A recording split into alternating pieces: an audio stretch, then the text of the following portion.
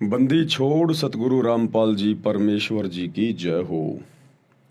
परमपिता परमात्मा सारी सृष्टि के रचनहार, कुल मालिक, असंख्य ब्रह्मांडों के स्वामी, जगत गुरु, तीनों लोकों में प्रवेश करके सबका भरण पोषण करने वाले राजाधिराज आत्माधार, नाथों के नाथ, देवों के देव महादेव, सर्वेश्वर महेश्वर मृत्युंजय अजरो अमर आदि अनादि सनातनी प्रभु जगत पिता जगदीश्वर श्री श्री 1008 की उपाधि के वास्तविक अधिकारी, अकाल मूरत शब्द स्वरूपी राम वासुदेव सर्वगतम परम परम पूज्य प्रथम पूज्य परम संत परम पुरुष परम धनी परम दयालु सत्य कबीर हक्का कबीर अल्लाहु कबीर अल्लाहु अकबर बाखबर अल्लाह ताला, जगत के तारणहार, जगत के मुक्तिदाता, जगत के जगन्नाथ, हारे के सहारे, हिंदुओं के राम, मुसलमानों के अल्लाह, सिखों के वाहिगुरु, ईसाइयों के मसीह, दया के सागर दयानिधि, करुणा के सागर करुणानिधि, स्वयंभू परिभू संकट मोचन कष्ट हरण मंगल करण दुख भंजन अविगत कबीर, निर्विकार निर्विषम परमात्मा, अलय अलेख सतगुरु, आदि अनादि सतगुरु, असली मर्यादा पुरुषोत्तम, असली राम, असली कृष्ण, असली घनश्याम, असली मुरारी, राजाओं के राजा, महाराजाओं के महाराजा, शहंशाहों के शहंशाह, सम्राटों के सम्राट, भगवानों के भगवान, अल्लाहों के अल्लाह, प्रभुओं के प्रभु, मसीहाओं के मसीह, सच्चे वाहिगुरु, बाबाओं के बाबा, पीरों के पीर, सेठों के सेठ, जगत सेठ, सावड़सा सेठ, सर्वगुण संपन्न, अनंत कोटि कलाओं के स्वामी, अनंत कोटि ब्रह्मांडों के नायक, योगियों में महायोगी, ध्यानियों में महाध्यानी, सिद्धों में परम सिद्ध, ज्ञानियों में तत्व ज्ञानी, ब्रह्म ज्ञानी, महाज्ञानी, परम ज्ञानी, सर्वश्रेष्ठ ज्ञानी, विज्ञानी, युवा कबीर, समर्थ कबीर, असंवाद, अमित ओझा, सच्चे रहनुमा, करीम अल्लाह, सुभान अल्लाह, दुनिया के अंतिम पैगंबर,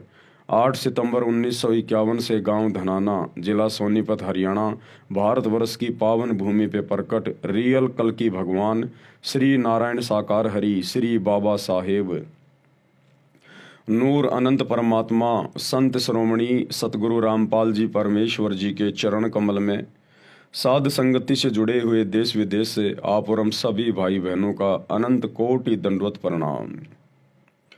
सत्साई भाई और बहनों, दया परमपिता परमेश्वर जी की सारी सृष्टि के रचनहार, सर्जनहार, पालन पोषण करता एकमात्र अल्लाहु कबीर, अल्लाहु अकबर, सुप्रीम गॉड सतगुरु रामपाल जी परमेश्वर जी की, जिनके विशेष आशीर्वाद से, शुभ आशीर्वाद से आप और हम सभी साध संगति से जुड़े हुए सत्सेवक भाई बहन गुरुदेव के अमर तत्व ज्ञान को आधार बनाकर अपनी आत्मा के कल्याण हेतु प्रत्येक मर्यादाओं में रहकर गुरु को परमात्मा मानकर, ज्ञान को आधार मानकर भक्ति मार्ग पर दृढ़ता के साथ निरंतर आगे की ओर बढ़ रही हैं।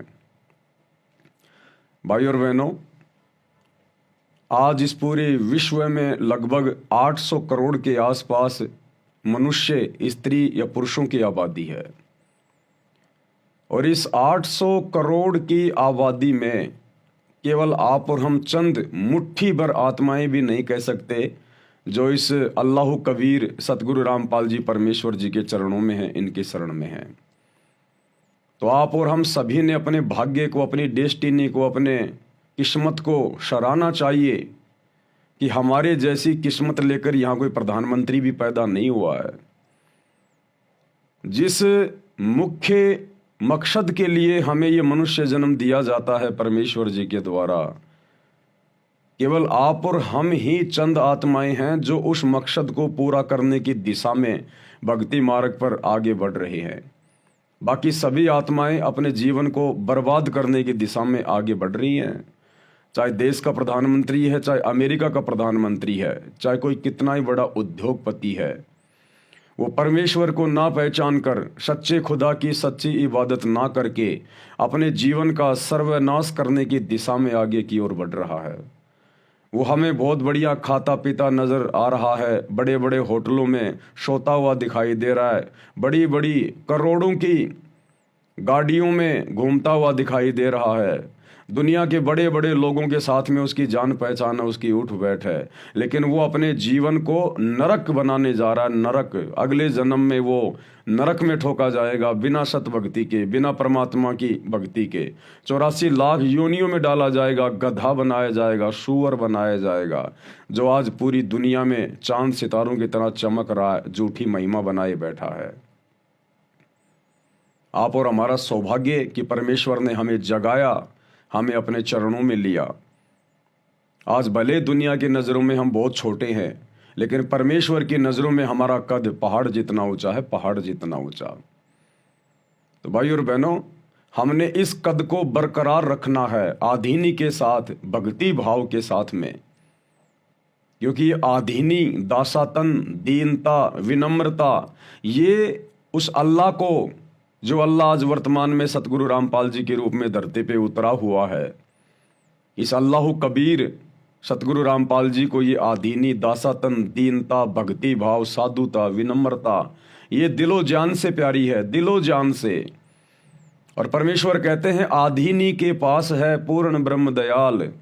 जो भगत आधीन हो जाएगा, कोई गाली दे रहा तो दे, कोई बात नहीं, हमारे मन में उल्टा गाली देने की बिल्कुल भी ना आए। वो गाली दे रहा है, हमारे मन में उसके प्रति कोई राग द्वेष, कोई शत्रुता वाला भाव पैदा ना हो, बिल्कुल भी ना हो। जिस प्रकार एक छोटा सा बच्चा 2 साल का, 3 साल का, वो अपने पिता को, अपने दादा को भी गाली दे देता है, उसके कंधों पे बैठकर वो दादा पिता मुस्कुराते हैं, हंसते हैं उस बच्चे की नादानी पर, उस गाली को सुनकर उसे मारते नहीं, पीटते नहीं, उससे नाराज नहीं होते। तो इसी प्रकार ये दुनिया जो आज सतगुरु के चरणों से, सतगुरु की भक्ति से कोसों दूर बैठी है, ये आध्यात्मिक क्षेत्र में, आध्यात्मिक नज़रों में बहुत नादान है, बालक है, पागल है, अबोध है। और यदि किसी बात पर, क्योंकि भगत तो ऐसा कोई काम करेगा नहीं जो उसको गालियां खानी पड़े, मार पिटाई खानी पड़े, लेकिन ये शैतान का लोक है, ये काल का लोक है। जब हम सच्चे खुदा की सच्ची इबादत करेंगे, सतगुरुदेव की, तो ज़बरदस्ती हमारे साथ में दुनिया को फंसाएगा, लड़ाएगा, झगड़ाएगा। तो ऐसी स्थिति में अगर कोई ज़बरदस्ती भी हमारे साथ में ऊंच नीच करता है, 19-21 करता है, तो हमने आधीन रहना है, कछुए की तरह अपने आप को समेट लेना है, चुपचाप हो जाना है। 2 गालियां दे रहा है, कोई दिक्कत नहीं, 2 थप्पड़ मुक्की कर दी, कोई बात नहीं, चाहे दुनिया देख रही है, हमने कोई इज्जत की परवाह नहीं करनी है, क्योंकि भगत इज्जत और बेइज्जती के चक्कर में नहीं पड़ता है।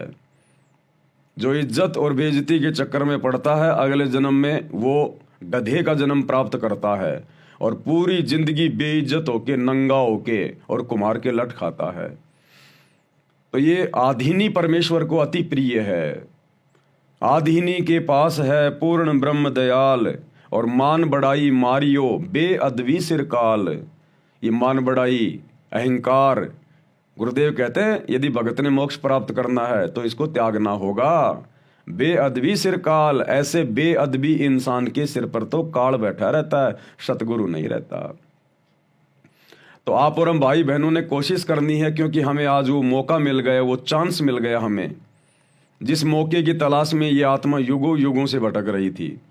माँ के गर्भ में ना जाने कितनी बार हमने परमात्मा से अर्ज करी, प्रार्थना की, हे परमेश्वर, हे परमात्मा, इस माँ के नरक कुंड से हमें बाहर निकालो और अपनी शरण में लो। क्योंकि माँ के गर्भ में गुरुदेव ने बताया कि इस जीव आत्मा को अपने अगले पिछले समस्त जन्मों का ज्ञान होता है, कि ये मनुष्य जन्म क्यों मिलता है और कितने जन्म तूने यूं ही बर्बाद कर दिए। राजा महाराजा बन के, सेठ साहूकार बन के, दुनियादारी में फंस के, और कितनी बार तू 84 लाख योनियों में जाके असहनीय कष्ट भोग चुका है। तो ये प्राणी, ये जीव, हम सब जब माँ के गर्भ में आते हैं, विशेषकर स्त्री के गर्भ में, उस समय ये आत्मा बहुत रोती है, चीखती है, चिल्लाती है, और वो परमात्मा हमारी पुकार सुन के हमें माँ के गर्भ से सकुशल बाहर निकालता है। तो माँ के गर्भ में हम परमात्मा से विनती भी करते हैं, प्रार्थना भी करते हैं कि गुरुदेव हमें अपनी शरण में लेना, हमें ज्ञान समझाना, तीनों गुणों के प्रभाव को कम करना, ताकि हम आपकी भक्ति कर सकें। लेकिन एग्रीमेंट तो सभी आत्माएं करती हैं माँ के गर्भ में। प्रत्येक जो बच्चा पैदा होता है स्त्री के गर्भ से, वो सब उस अल्लाह कबीर सतगुरु रामपाल जी से एग्रीमेंट करके बाहर निकलता है, लेकिन बाहर आने के बाद वो परमात्मा सभी को नहीं मिलता। ये भी फिर उस आत्मा के सौभाग्य के ऊपर निर्भर करेगा, दुर्भाग्य के ऊपर निर्भर करेगा। तो 800 करोड़ की जनसंख्या में आप और हम चंद भाई बहनों का परम सौभाग्य, जो परमेश्वर ने माँ के गर्भ में की गई उस पुकार को सुन लिया और बाहर आए, तो हमें संत रूप में आकर अपनी शरण में लेकर हमें वापस वो सारी बातें याद दिलाई जो हमने माँ के गर्भ में परमात्मा के साथ में की थी, वचन किए थे। परमात्मा कहते हैं कि जब माँ के गर्भ में था तूने जो वचन भरे थे, अब देख मैं तुझे दोबारा से याद दिला रहा हूं। भाई थे ऊपर ने, भाई था ऊपर को, परमात्मा कहते ना, थे ऊपर ने पैर और तले ने शीस तेरा, और रोवे था के भजन करूंगा हर तेरा। वो दिन कर ले याद गर्भ में था डेरा, और रोवे था के भजन करूंगा हर तेरा। उस समय तो माँ के गर्भ में रो रहा था, चीख रहा था, चिल्ला रहा था, हे परमात्मा, हे बंदी छोड़, हे सतगुरु, एक बार माँ के गर्भ से बाहर निकाल दो, क्योंकि सबसे बड़ा नरक कुंड होता है माँ का गर्भ।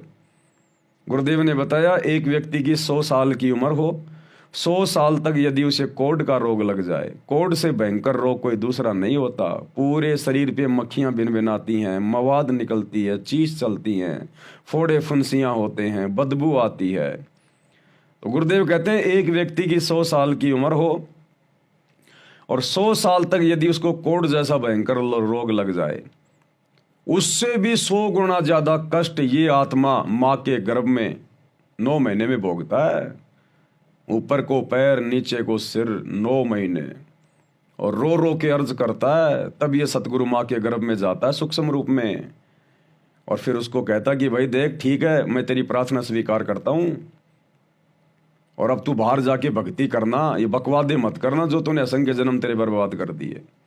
लेकिन जैसे ही माँ के गर्भ से बाहर आते हैं, गुरुदेव ने हमें बताया कि फिर से ये ब्रह्मा विष्णु महेश, ये शैतान के तीनों बेटे, ये काल के तीनों पुत्र, अपने तीनों गुणों के प्रभाव से, रजगुण ब्रह्मा, शतोगुण विष्णु, तमोगुण शिव जी, इन तीनों गुणों के प्रभाव से ये जीवात्मा फिर से भ्रमित हो जाती है, और वही उल्टा सीधा खाना पीना, वही काम धंधे में गधे और बैल की तरह कमाना, दुनियादारी में फंस जाना, परमात्मा को भूल जाना, कोई बताए तो उसकी बातें ना सुनना।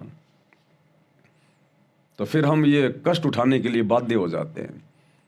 तो भाई और बहनों, आज इस 800 करोड़ की जनसंख्या में आप और हमें ये सौभाग्य मिला है, आप और हमें, और हमने इसका भरपूर फायदा उठाना है। देखो, हम क्या खाएंगे, हम क्या पिएंगे, कैसे हमारा खानदान चलेगा, कैसे हमारा परिवार चलेगा, ये सब कुछ गुरुदेव भगवान ने पहले से निर्धारित किया हुआ है। और जब हम इनकी शरण में आ जाते हैं, इनके चरणों में आ जाते हैं, फिर तो हमने कोई चिंता नहीं होनी चाहिए। जिस परमेश्वर ने करने के लिए भजन दे दिया तो खाने को भोजन भी देगा। चिंता तो हरि नाम की और न चिंता दास, और जो कोई चिंता नाम बिना सोए काल की फाश। तो अब आप और हम सभी भगत भाई बहनों को, जो विशेषकर सतगुरु रामपाल जी परमेश्वर जी के फॉलोवर हैं, उनके चरणों में लगे हुए हैं, आप और हमारा तो एक ही टारगेट, एक ही मकसद होना चाहिए कि हम ऐसा क्या करें कि हमारे गुरुदेव भगवान हमारे से प्रसन्न रहें, हमारे गुरुदेव भगवान को नाराज होने का मौका ना मिले, और भक्ति मार्ग में निरंतर हम आगे की ओर बढ़ते रहें, आगे की ओर बढ़ते रहें। तो गुरुदेव ने बताया, सबसे पहले आधीनी, दासातन, विनम्रता, किसी भी बात को लेके मन मुटाव नहीं करना, मन में कोई राग द्वेष नहीं पालना। हाँ, सच को सच जरूर कहना है, लेकिन किसी के प्रति राग द्वेष नहीं, शत्रुता वाला भाव नहीं। एक शत्रु एक मित्र है, भूल पड़ी रे प्राण, यम की नगरी जाएगा शब्द हमारा मान। अब जैसे काल प्रेरणा से हमारे खुद के भगत भाई बहन जो आश्रमों से जुड़े हुए हैं, आज हमारे पिताजी की, हमारे गुरुदेव की गैर हाजिरी में जो उल्टे कर्म कर रहे हैं, तो हम भगत भाई बहनों की जिम्मेदारी बनती है अन्य संगत को समझाने के लिए, उनके कुकर्मों के ऊपर वीडियो बनाकर समझाना पड़ता है। लेकिन हमारे मन में उनके प्रति द्वेष नहीं है, हीन भावना नहीं है। मैं पवन दास, कोई ये ना सोचे कि भाई मैं अगर मैनेजमेंट के ऊपर वीडियो बनाता हूं तो उनके प्रति राग द्वेष होगा, बिल्कुल नहीं, शौपन में भी नहीं। ये मेरा खुदा, मेरा अल्लाह, मेरा गुरु साक्षी है इस बात का। अगर मैनेजमेंट के किसी भी व्यक्ति के प्रति, गुरुजी के बेटा बेटी भाई बंधु रिश्तेदारों के प्रति जिनके ऊपर मैं वीडियो बनाता हूं, जिनके कुकर्मों पर अगर मेरे दिल में अंदर अगर कोई वैर भाव हो, उनके प्रति कोई शत्रुता का भाव हो, तो परमेश्वर मुझे जमीन में गाड़ दे इसी समय। मैं तो अपने खुद के सगे भाई बहनों से बढ़कर गुरुदेव की बेटी को मानता हूं, उनके दोनों बेटों को, उनके भाई को मानता हूं, लेकिन सच जो है वो कहना पड़ेगा। कल को यदि वो सीधे कर्मों पे आ जाएंगे, सीधे रास्ते पे आ जाएंगे गुरुजी के बेटा बेटी, मैं अपने सीने से लगा लूंगा, मेरे भाई है वो, मेरी बहन है। लेकिन भैया जब तक वो उल्टे काम करेंगे, मेरे गुरुजी के वचनों के खिलाफ चलेंगे, तो भैया एक अच्छे शिष्य का एक कर्तव्य बनता है कि वो उनकी पोल पट्टी खोले और अन्य संगत को भी सावधान वो रखे, लेकिन मन में कोई बैर भाव नहीं रखना चाहिए। तो हम सत्सेवकों के प्रति, किसी भी व्यक्ति के प्रति, ना जगत वाले के प्रति, ना किसी भक्तों के प्रति हमारे मन में कोई राग द्वेष, कोई हीन भावना, कोई द्वेषता नहीं है, कोई शत्रुता वाला भाव नहीं है, और ना एक भगत के मन में आ सकता। लेकिन परमात्मा कहते हैं कि साचा शब्द कबीर का प्रकट किया जग माही, और जैसे को तैसा कहे सो तो निंदा नाही। सच को सच कहना, जो गलत कर रहा है उसके विषय में बताना, ये निंदा नहीं होती है, ये राग द्वेष रखना नहीं होता है। वो भी हमारे भाई बहन हैं, लेकिन भाई बहन यदि गलत रास्ते पर जाएंगे, शैतान के मार्ग पर चलेंगे, तो क्या उनको समझाना, और जो कर्म वो कर रहे हैं जिस कारण से अन्य संगत को भी नुकसान उठाना पड़ रहा है, तो क्या दूसरे भाई बहनों को समझाना नहीं पड़ेगा? समझाना पड़ेगा। तो इसी प्रकार हमारे मन में किसी के प्रति कोई राग द्वेष, हीन भावना नहीं होनी चाहिए, क्योंकि हम भगत हैं, हम भक्ति मार्ग पर हैं। गुरुदेव की मर्यादा हम सब के लिए समान रूप से लागू है कि एक शत्रु एक मित्र है, भूल पड़ी रे प्राण, और यम की नगरी जाएगा शब्द हमारा मान। ये गुरुजी के दोनों लड़के, दोनों लड़कियां, उनका भाई अगर कल को कोई अच्छा काम करेंगे भक्ति मार्ग पर, ये पवन दास दिल खोल के उनकी प्रशंसा करेगा, दिल खोल के। लेकिन ये निकम्मे कोई अच्छा काम करते ही तो नहीं है। तो भाई और बहनों, हमने आधीनी अपने गुरुदेव भगवान को प्रसन्न करने के लिए, और यदि आधीनी हमारे अंदर आएगी, दासातन आएगा, तो हमारी आत्मा भी निर्मल होगी, पाक होगी, शुद्ध होगी, और हम भक्ति भी कर पाएंगे। तो इसी कड़ी में कुछ आध्यात्मिक क्रियाएं हैं। दास को परमात्मा ने हल्की फुल्की सी प्रेरणा की है, तो दास ने सोचा कि भाई बहनों के सामने वो पॉइंट रखे जाएं। अगर ज्ञान आधार से अन्य भाई बहनों को अच्छे लगे, उचित लगे, तो आप भी अपने जीवन में उनको लागू करें, ताकि हमारे भाव बढ़े, हमारी श्रद्धा बढ़े, हमारा समर्पण भाव हमारे गुरुदेव में और ज़्यादा बढ़े। और इन्हीं चीज़ों से तो भगवान प्रसन्न होता है, ये अल्लाह कबीर प्रसन्न होता है। वो तो यही चाहता कि ये आत्माएं दिन रात मेरी महिमा में लगी रहें, अपनी भक्ति में लगी रहें। लेकिन हम हैं नालायक, हमें विश्वास नहीं हो पाता, हम इतने दृढ़ नहीं हो पाते, इसलिए हमें ज़्यादा काम धंधे की चिंता सताती है, हमें ज़्यादा रोजी रोटी की चिंता सताती है, नुकसान होने का भय रहता है, डर रहता है। क्यों? क्योंकि अभी हमारे अंदर शैतान का प्रभाव है, काल का प्रभाव है, मन हमें डरा रहा है, अन्यथा हम सुरक्षित हाथों में है, हम सुरक्षित हाथों के अंदर हैं। सतगुरुदेव के हाथों से बढ़कर सुरक्षित हाथ दुनिया में कहीं और किसी के नहीं है। उसके बावजूद भी हमें काल डराता है, शैतान हमें भयभीत रखता है। लेकिन ये डर, ये भय निकलेगा, क्योंकि हम उस निर्विकार निडर परमेश्वर के बच्चे हैं। निर्विकार निर्भय तू ही और सकल भयमान, और सब पर तेरी साहिबी तुझ पर साहिब नाय। तो हम ऐसे निर्विकार निर्भय निडर परमेश्वर अल्लाह कबीर सतगुरु रामपाल जी के बच्चे हैं। तो एक दिन हमारा भी डर निकलेगा, भय निकलेगा धीरे धीरे। लेकिन वो निकलेगा कैसे? गुरुदेव ने बताया, अगर किसी मटके में खारा पानी है तो दो ही तरीके हैं उसके खारेपन को समाप्त करने के। सबसे पहला तरीका है, या तो खारे पानी को बिल्कुल नीचे डाल दो, बिल्कुल मटके को औंधा कर दो, सारा खारा पानी निकाल दो, और उसके बाद में उसको मीठे जल से भर दो, तो मीठा जल रह जाएगा। अगर ऐसा नहीं कर पाते हो तो खारे जल में मीठा पानी डालते रहो, डालते रहो, डालते रहो, थोड़ी देर में खारा पानी निकल जाएगा, मीठा पानी रह जाएगा। तो इसी प्रकार या तो हम एकदम से विश्वास कर लें अपने भगवान पर पूर्णतया कि देखा जाएगा, जो होगा सो होगा, परमात्मा है सब कुछ करने वाला, मुझे तो उन्होंने जैसा भक्ति करने के लिए कहा है, जो मर्यादा निभाने के लिए दी है, मैं तो वैसा करूंगा, बाकी काम मेरे बाप का है। तो परमात्मा फिर प्रसन्न हो जाता है, दया कर देता है। अगर ये करना संभव नहीं है, इतना विश्वास नहीं हो पाता है, तो फिर गुरुदेव ने बताया कि जो भक्ति मैंने तुम्हें दे दी वो भक्ति करते रहो, करते रहो, करते रहो, राम नाम रटते रहो जब तक घट में प्राण। भाई कभू तो दीन दयाल कह भिनक पड़ेगी ज्ञान। तो कभी न कभी तो परमात्मा सुनेगा, हमें भगत बनाएगा, हमें संशय रहित करेगा, हमें भय रहित करेगा।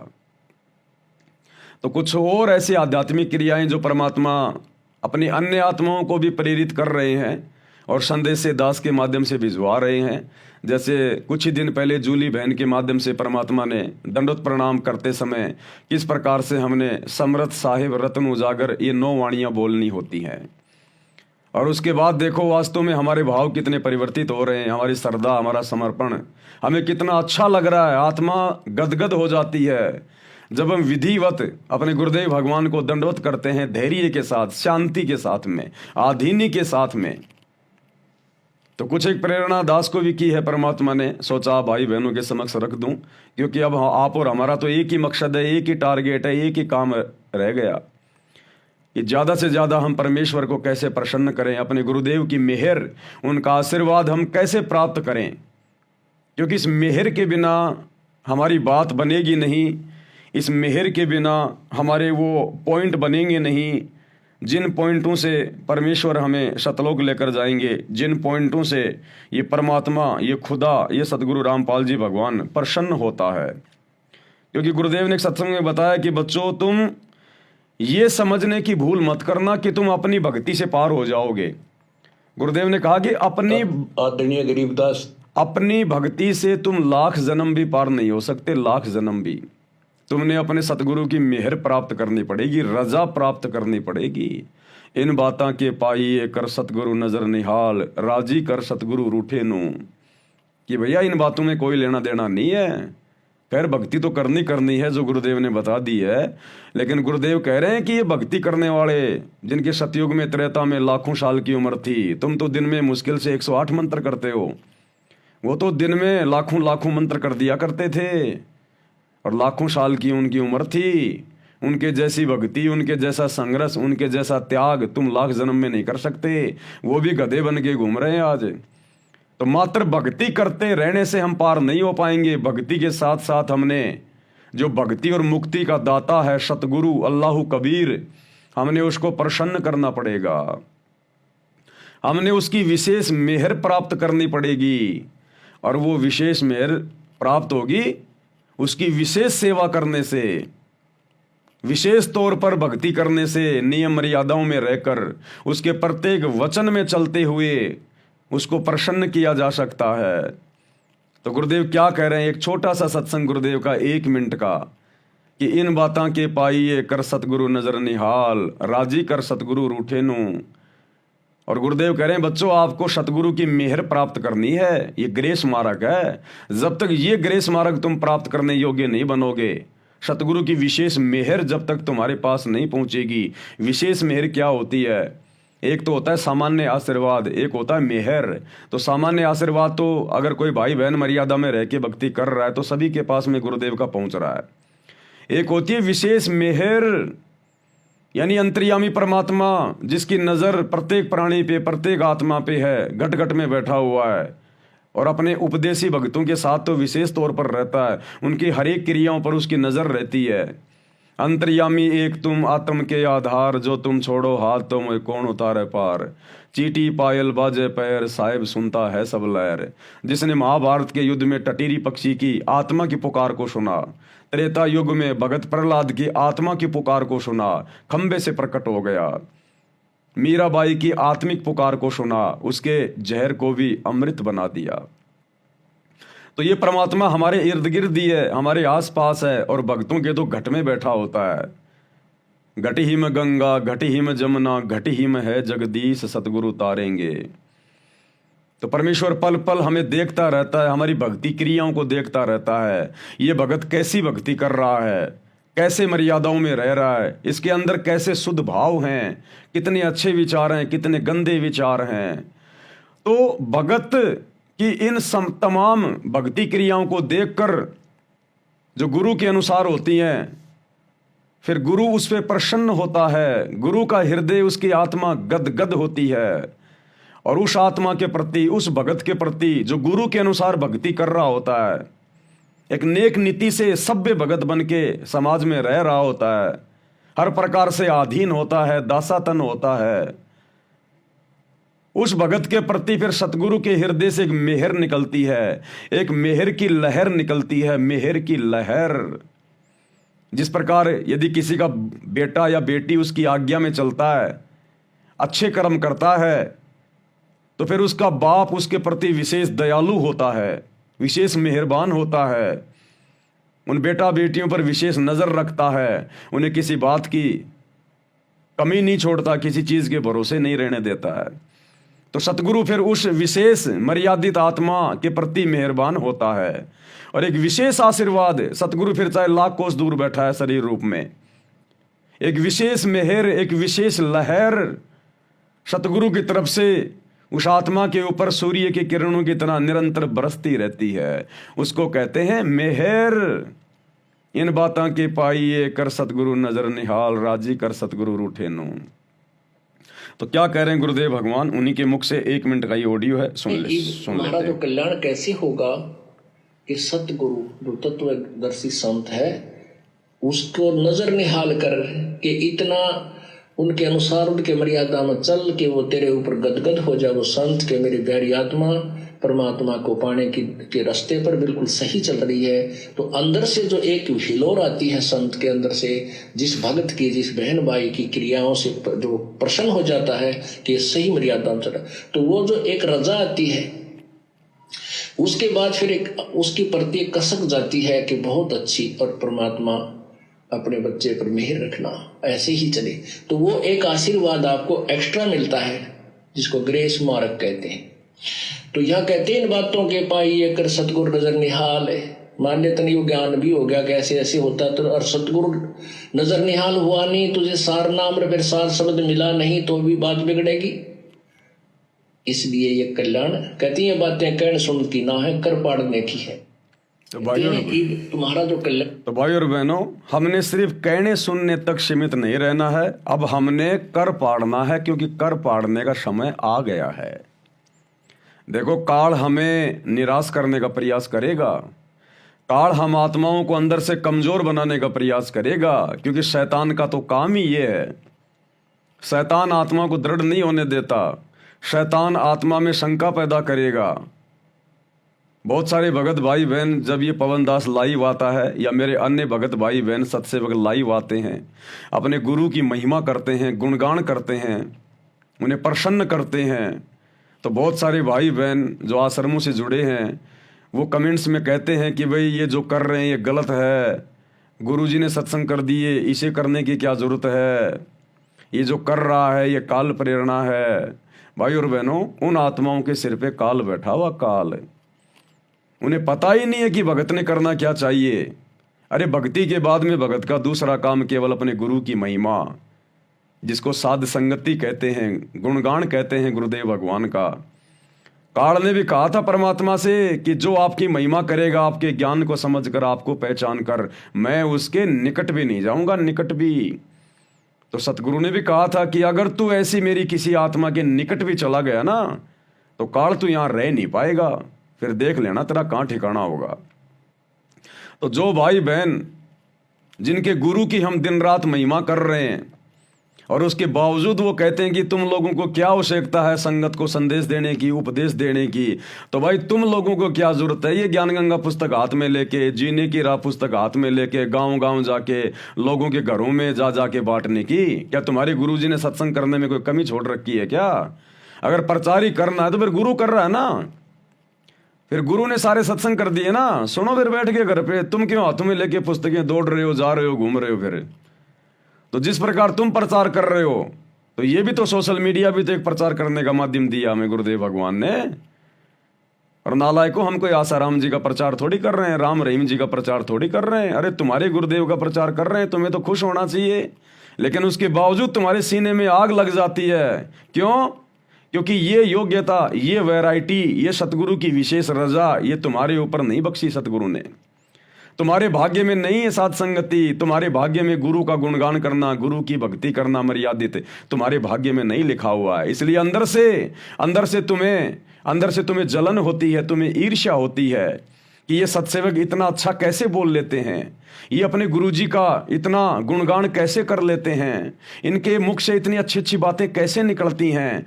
क्यों? क्योंकि तुम्हारे अंदर शैतान बैठा हुआ है, और शैतान को ये अच्छी बातें अच्छी नहीं लगती। ये गुरु की महिमा, गुरु का गुणगान शैतान को अच्छा नहीं लगता। वो डरता है, उसको तीर से लगते हैं। जब कोई गुरु की महिमा करता है, गुरु के गुणगान करता है, उसको तीर से लगते हैं।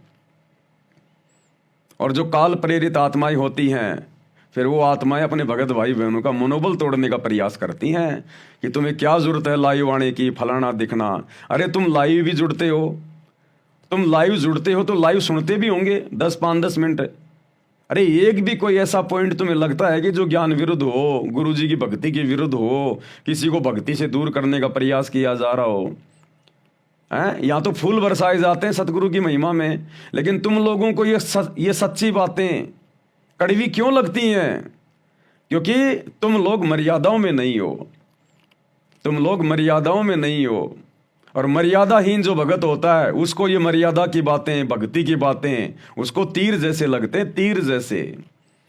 अन्यथा देखो सत्सेवक भाई बहन हजारों लाखों की संख्या में जुड़े हुए हैं, और जब किसी भी अपने भगत भाई बहन के मुख से अपने गुरु जी का कोई शब्द सुनते हैं, कोई महिमा सुनते हैं, या जब दास लाइव आता है, तो भाई बहनों की आत्मा गदगद हो जाती है, गदगद आंखों से आंसू निकलते हैं हमारे गुरुदेव भगवान के प्रेम में, प्यार में। क्यों?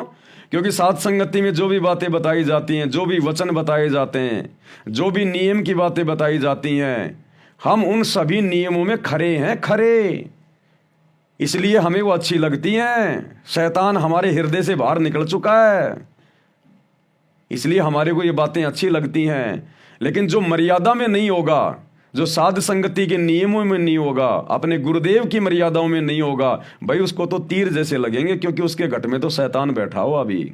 और शैतान को ये मान मर्यादा की बातें, गुरु महिमा की बातें ये अच्छी नहीं लगती हैं। तो हमने ऐसे लोगों की बातों का ना तो कोई प्रत्युत्तर देना चाहिए, क्योंकि वो हमारा समय बर्बाद करता है। इसलिए हमने ऐसे कमेंट्स का कोई जवाब नहीं देना चाहिए हमने किसी को। क्या पता कौन सी अच्छी बात परमात्मा दास से बुलवा दें, और आप उसके कमेंट्स का जवाब देते समय वो बात ना सुन पाएं, ढंग से विचार ना कर पाएं, तो आपने तो अपना नुकसान कर लिया। तो जो भी जैसा बोल रहा है उसको बोलने दो, हमने उनकी बातों का बुरा नहीं मानना है। आवत गाड़ी एक है, उल्टा हो अनेक, कहे कबीर ना उल्टियो रहे एक की एक। जो तो को काटा बोवे ताको बो तू फूल, तो ये फूल के फूल है वाको है त्रिशूल। गुरुदेव कहते हैं ना कि जय कंचन बिस्टा पड़े घटे न ताको मोल। अगर सोने को अगर लैट्रिन में डाल दिया जाए, गोबर में डाल दिया जाए, तो सोने की कीमत कम नहीं होती है। तो हम सत्सेवक तो गुरुदेव भगवान के सोना है, सोना सिक्का। हमें चाहे जो मर्जी कुछ भी कहे, सोना तो सोना ही रहेगा। परमात्मा का सच्चा भगत तो सच्चा ही रहेगा। तो भाई और बहनों, हमने तो निरंतर प्रयास करना है, भक्ति मार्ग पर आगे बढ़ना है। और ये गुरु महिमा की जो बातें होती हैं, ये हमारे अंदर हमारी आत्मा को चार्ज करती हैं। हम तो खाली कानों से सुन रहे हैं, सुनने के बाद में अपने काम में लग जाएंगे और कुछ करने लग जाएंगे। लेकिन जितने देर हमने सुना, उतनी देर प्रभु ने, परमेश्वर ने, सतगुरु ने हमारी आत्मा को चार्ज कर दिया। उतनी देर हमारी आत्मा को चार्ज कर दिया सतगुरु ने। तो इसी प्रकार से भाई और बहनों, परमात्मा हमें भक्ति मार्ग पर निरंतर आगे बढ़ाएंगे। ये काल तो हमारा पैर खींचेगा, टांग खींचेगा, हमने काल की तरफ ध्यान नहीं देना। अगर हमारा विश्वास बढ़ रहा, हमारे भाव यदि अच्छे हो रहे हैं, अगर किसी भगत भाई बहनों की वीडियो से, उनकी अच्छी बातों से, गुरु महिमा से, तो सुननी चाहिए, दिन रात सुननी चाहिए। यही तो काम है, और क्या है। गुरु की महिमा कौन करेगा? जो गुरु का भगत होगा वो ही करेगा। जिसके घट में शैतान बैठा, वो कैसे अपने गुरु की महिमा कर सकता है? कर ही नहीं सकता। वो उसके अंदर वो विचार उत्पन्न ही नहीं हो सकते, वो शब्द उसके मुख पर काल आने ही नहीं देगा, क्योंकि कंठ कमल में बसे अविद्या, और ज्ञान ध्यान बुद्धि नाश ही। उनके कंठ में तो शैतान बैठा है, दुर्गा बैठी है, उनका ज्ञान और ध्यान दोनों का सत्यानाश किए बैठी है। उनके कहाँ शब्द निकलेंगे गुरु महिमा के, जिनके कंठ में अभी तक वो दुर्गा बैठी हुई है। तो हमने उनकी बातों पे ध्यान नहीं देना है। इसी प्रकार भाई और बहनों, कुछ एक प्रेरणाएं परमेश्वर ने की हैं, थोड़ा हम उन पे आज विचार करेंगे। सबसे पहले देखो भाई और बहनों, हमें परमात्मा मिल चुका है, हमें परमेश्वर मिल चुका है। और गुरुदेव भगवान कहते हैं, जो बच्चा गऊ की नजर में यूं साईं को संत, साईं यानी भगवान, परमात्मा, स्वामी, गुरुदेव, जिस प्रकार एक गाय अपने बछड़े के ऊपर एक टक नजर रखती है, चारा खा रही है तो भी नजर अपने बच्चे पे रखती है, बार बार अपने बच्चे की तरफ देखेगी। तो कहते हैं इसी प्रकार से जो बच्चा गऊ की नजर में, ऐसे सतगुरु को संत और भक्तों के पीछे फिरे वो भगत वत्सल भगवंत। ऐसे वो परमात्मा सतगुरु पल पल हर दम अपने भगत के ऊपर, मर्यादित भगत के ऊपर, सभी के ऊपर नहीं, मर्यादित सच्चे भगत के ऊपर ऐसे नजर रखता है। नाम दीक्षा के बाद भाई बहन अपने गले में लॉकेट पहनते हैं अपने गुरुदेव का। क्यों पहनते हैं? दिखावे के लिए थोड़ी पहना जाता है। अरे दिखावे के लिए तो हम पहले पहना करते थे, गले में कोई लॉकेट डाल के रखते थे, कोई फोटो डाल के रखते थे, सोने चांदी की चैन डाल के रखते थे, वो दिखावा था। तो सतगुरु से उपदेश लेने के बाद भाई बहन जो गले में लॉकेट पहनते हैं वो दिखावे के लिए नहीं होता है। अरे वो लॉकेट जो आपके गले में टंगा हुआ आपके गुरु का, आप तो उसको देख ही नहीं पा रहे। आप यूं थोड़े देखोगे बार बार कि मेरे गले में लॉकेट है, मेरे गले में लॉकेट है। बहुत सारे भाई बहन तो 2-2 दिन 4-4 दिन उस लॉकेट में अपने गुरु जी के दर्शन तक नहीं करते। वो लॉकेट उन्हें दिखाई नहीं देता। कई तो यहां तक बांध के रखते हैं, बिल्कुल जैसे फांसी लगा के रखते हैं ना, जैसे फांसी लगा दी जाती है बिल्कुल। कई तो लॉकेट को ऐसे टाइट बांध के रखते हैं। आज उन भाई बहनों को थोड़ा सा समझाना चाहूंगा कि ये कोई दिखावे की चीज नहीं है, ये कोई फांसी का फंदा नहीं है। लॉकेट गले में क्यों पहना जाता है 99% भक्तों को नहीं पता। 99% भक्तों को, सत्सेवकों को जरूर पता है, बाकी आश्रमों से जुड़े हुए भाई बहनों को अभी तक नहीं पता कि लॉकेट क्यों पहना जाता है। ये दिखावे की चीज नहीं है। ये लॉकेट इसलिए गले में डाला जाता है ताकि भगत को ये डर रहे, ये भय रहे कि कोई है जो मुझे पल पल देख रहा है, कोई है जो मेरे हृदय के नजदीक है। ये लॉकेट अगर आप पहनते भी हैं तो लॉकेट का डोरा आपके हृदय के पास होना चाहिए यहां, क्योंकि हमारे हृदय कमल में हमारे गुरुदेव भगवान बैठे हैं। हमारा हृदय सबसे पाक और पवित्र माना जाता है। तो गुरुदेव भगवान का जो फोटो होती है, लॉकेट होता है, वो हृदय के पास होना चाहिए, यहां पर बीच में। यहां नहीं होना चाहिए। यहां ये दुर्गा का वास है, यहां तो फांसी थोड़ी लगानी है। लॉकेट अगर पहनते भी हैं तो बिल्कुल ढीला ढाला होना चाहिए और आपके दोनों स्तरों के बीच में जो हृदय कमल है यहां होना चाहिए। और उसके बाद आपने पल पल ये चिंता रहनी चाहिए, ये भय होना चाहिए कि कोई है जो मेरे हृदय के पास में है, मेरे लॉकेट में सूक्ष्म रूप में बैठा हुआ है, मेरा गुरु, मेरा सतगुरु। वो पल पल मुझे देख रहा है। उस लॉकेट के माध्यम से भगत को ये पल पल आभास होना चाहिए, डर होना चाहिए कि मैं कोई ऐसा कर्म, ऐसी कोई अमर्यादित भक्ति, ऐसा कोई अमर्यादित कोई कार्य ना कर दूं, मेरे से सोचने में, बोलने में या करने में ऐसी कोई गलती ना हो जाए जिस कारण से मेरे गुरुदेव भगवान मुझसे नाराज हो जाएं। क्योंकि मेरा गुरु इस लॉकेट में सूक्ष्म रूप में बैठा है और मेरी हर नजर पे पल पल नजर गाड़ के बैठा है, मेरी हर हरकत के ऊपर। तो लॉकेट पहनने का मतलब है एक भय, एक डर। अन्यथा क्यों फिर वो वजन लाद के फिर रहे हो? अगर तुम्हें लगता है कि लॉकेट में गुरुजी नहीं है, सूक्ष्म रूप में नहीं है, क्योंकि परमात्मा तो कण कण में है और यदि वो तुम्हें नहीं देख रहा है, वो अंतर्यामी नहीं है, तो फिर निकाल के फेंक दो उस लॉकेट को। उस 10-20 ग्राम वजन को फिर क्यों अपने गले में उस पशु की बेल की तरह टांग के लटका के फिर रहे हो, जब तुम्हें डर ही नहीं है।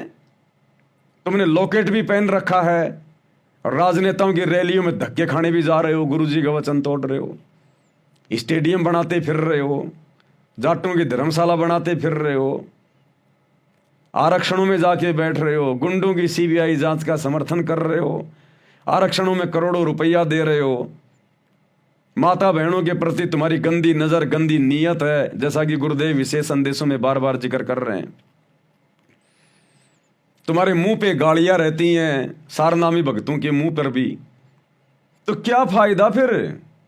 पल पल तुम मर्यादा तोड़ते हो, बाहर मार्केट का गंदा संदा वो खाना खाते फिरते रहते हो, चाय नाश्ता पानी तुम करते रहते हो।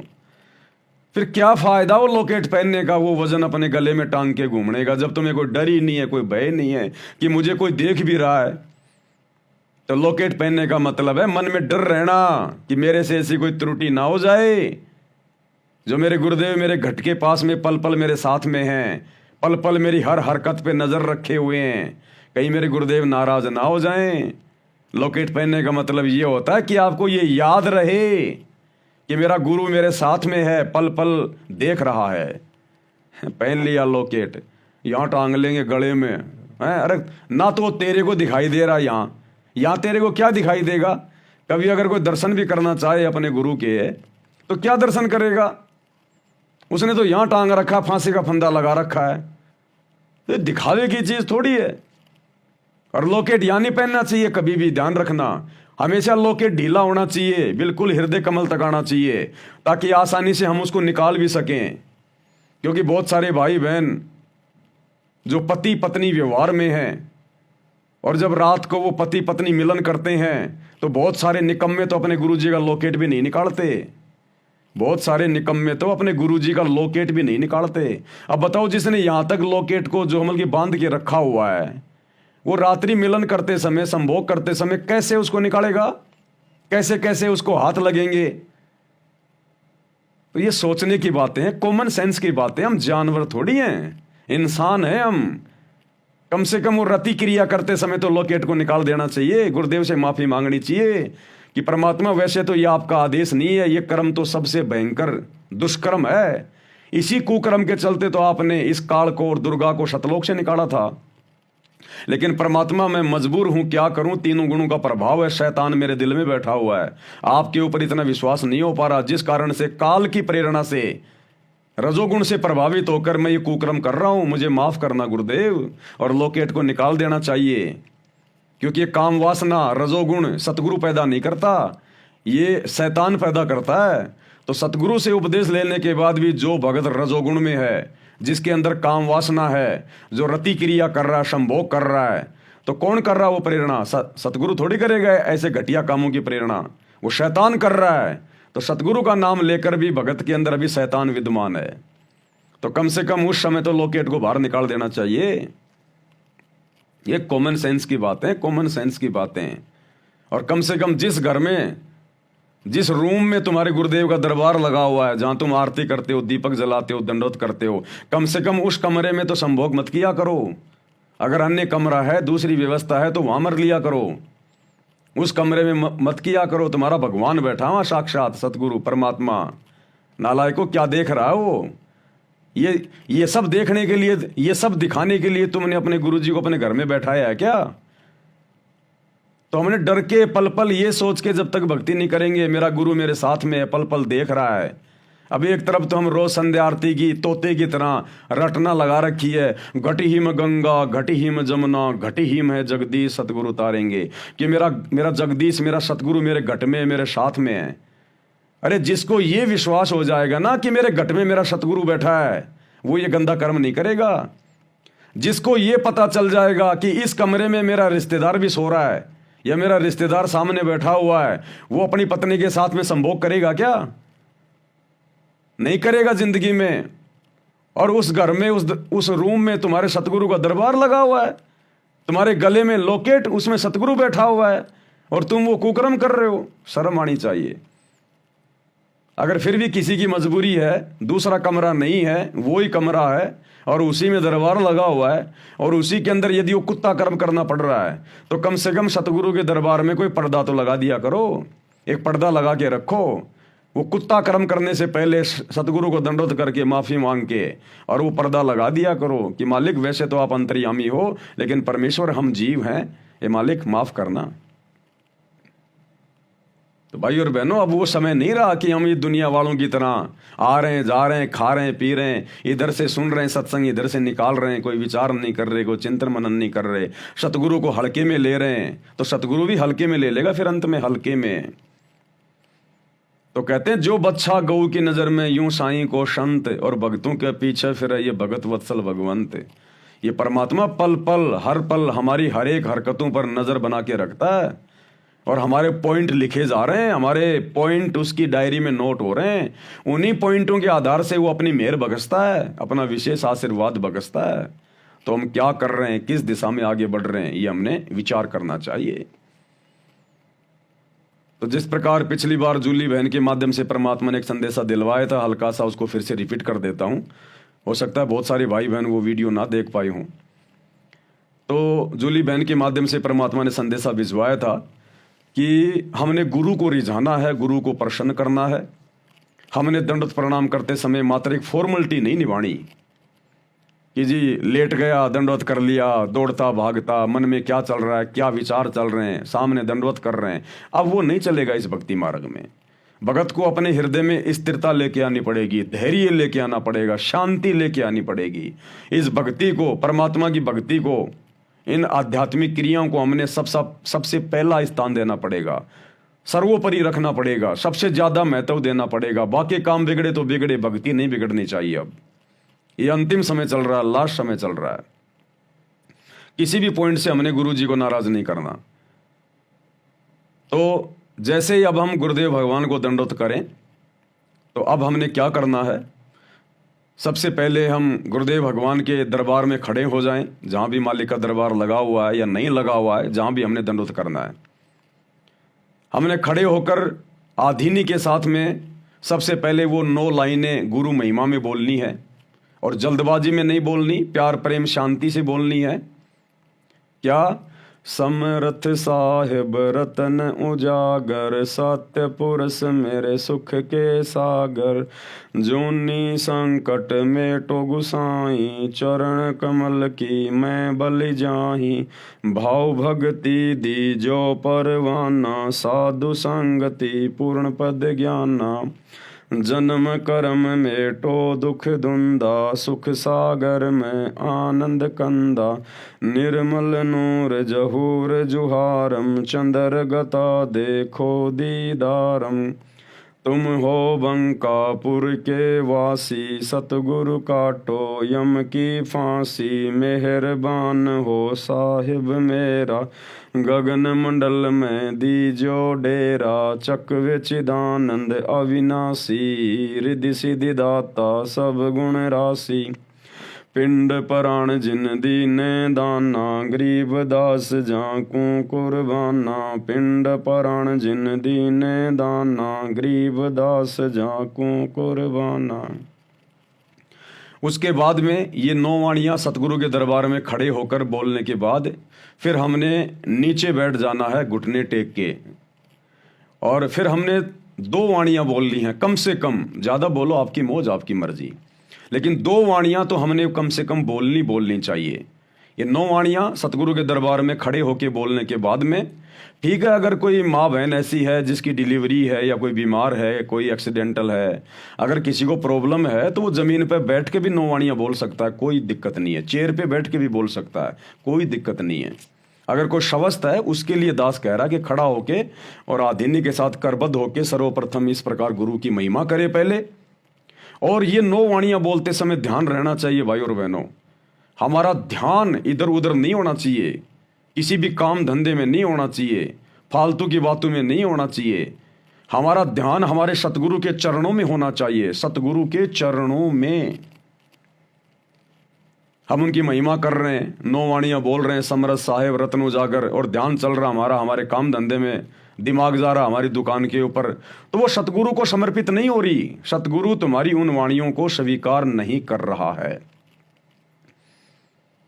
एक छोटा सा सत्संग मैंने आपको पहले भी सुनाया था, अब भी सुना रहा हूं।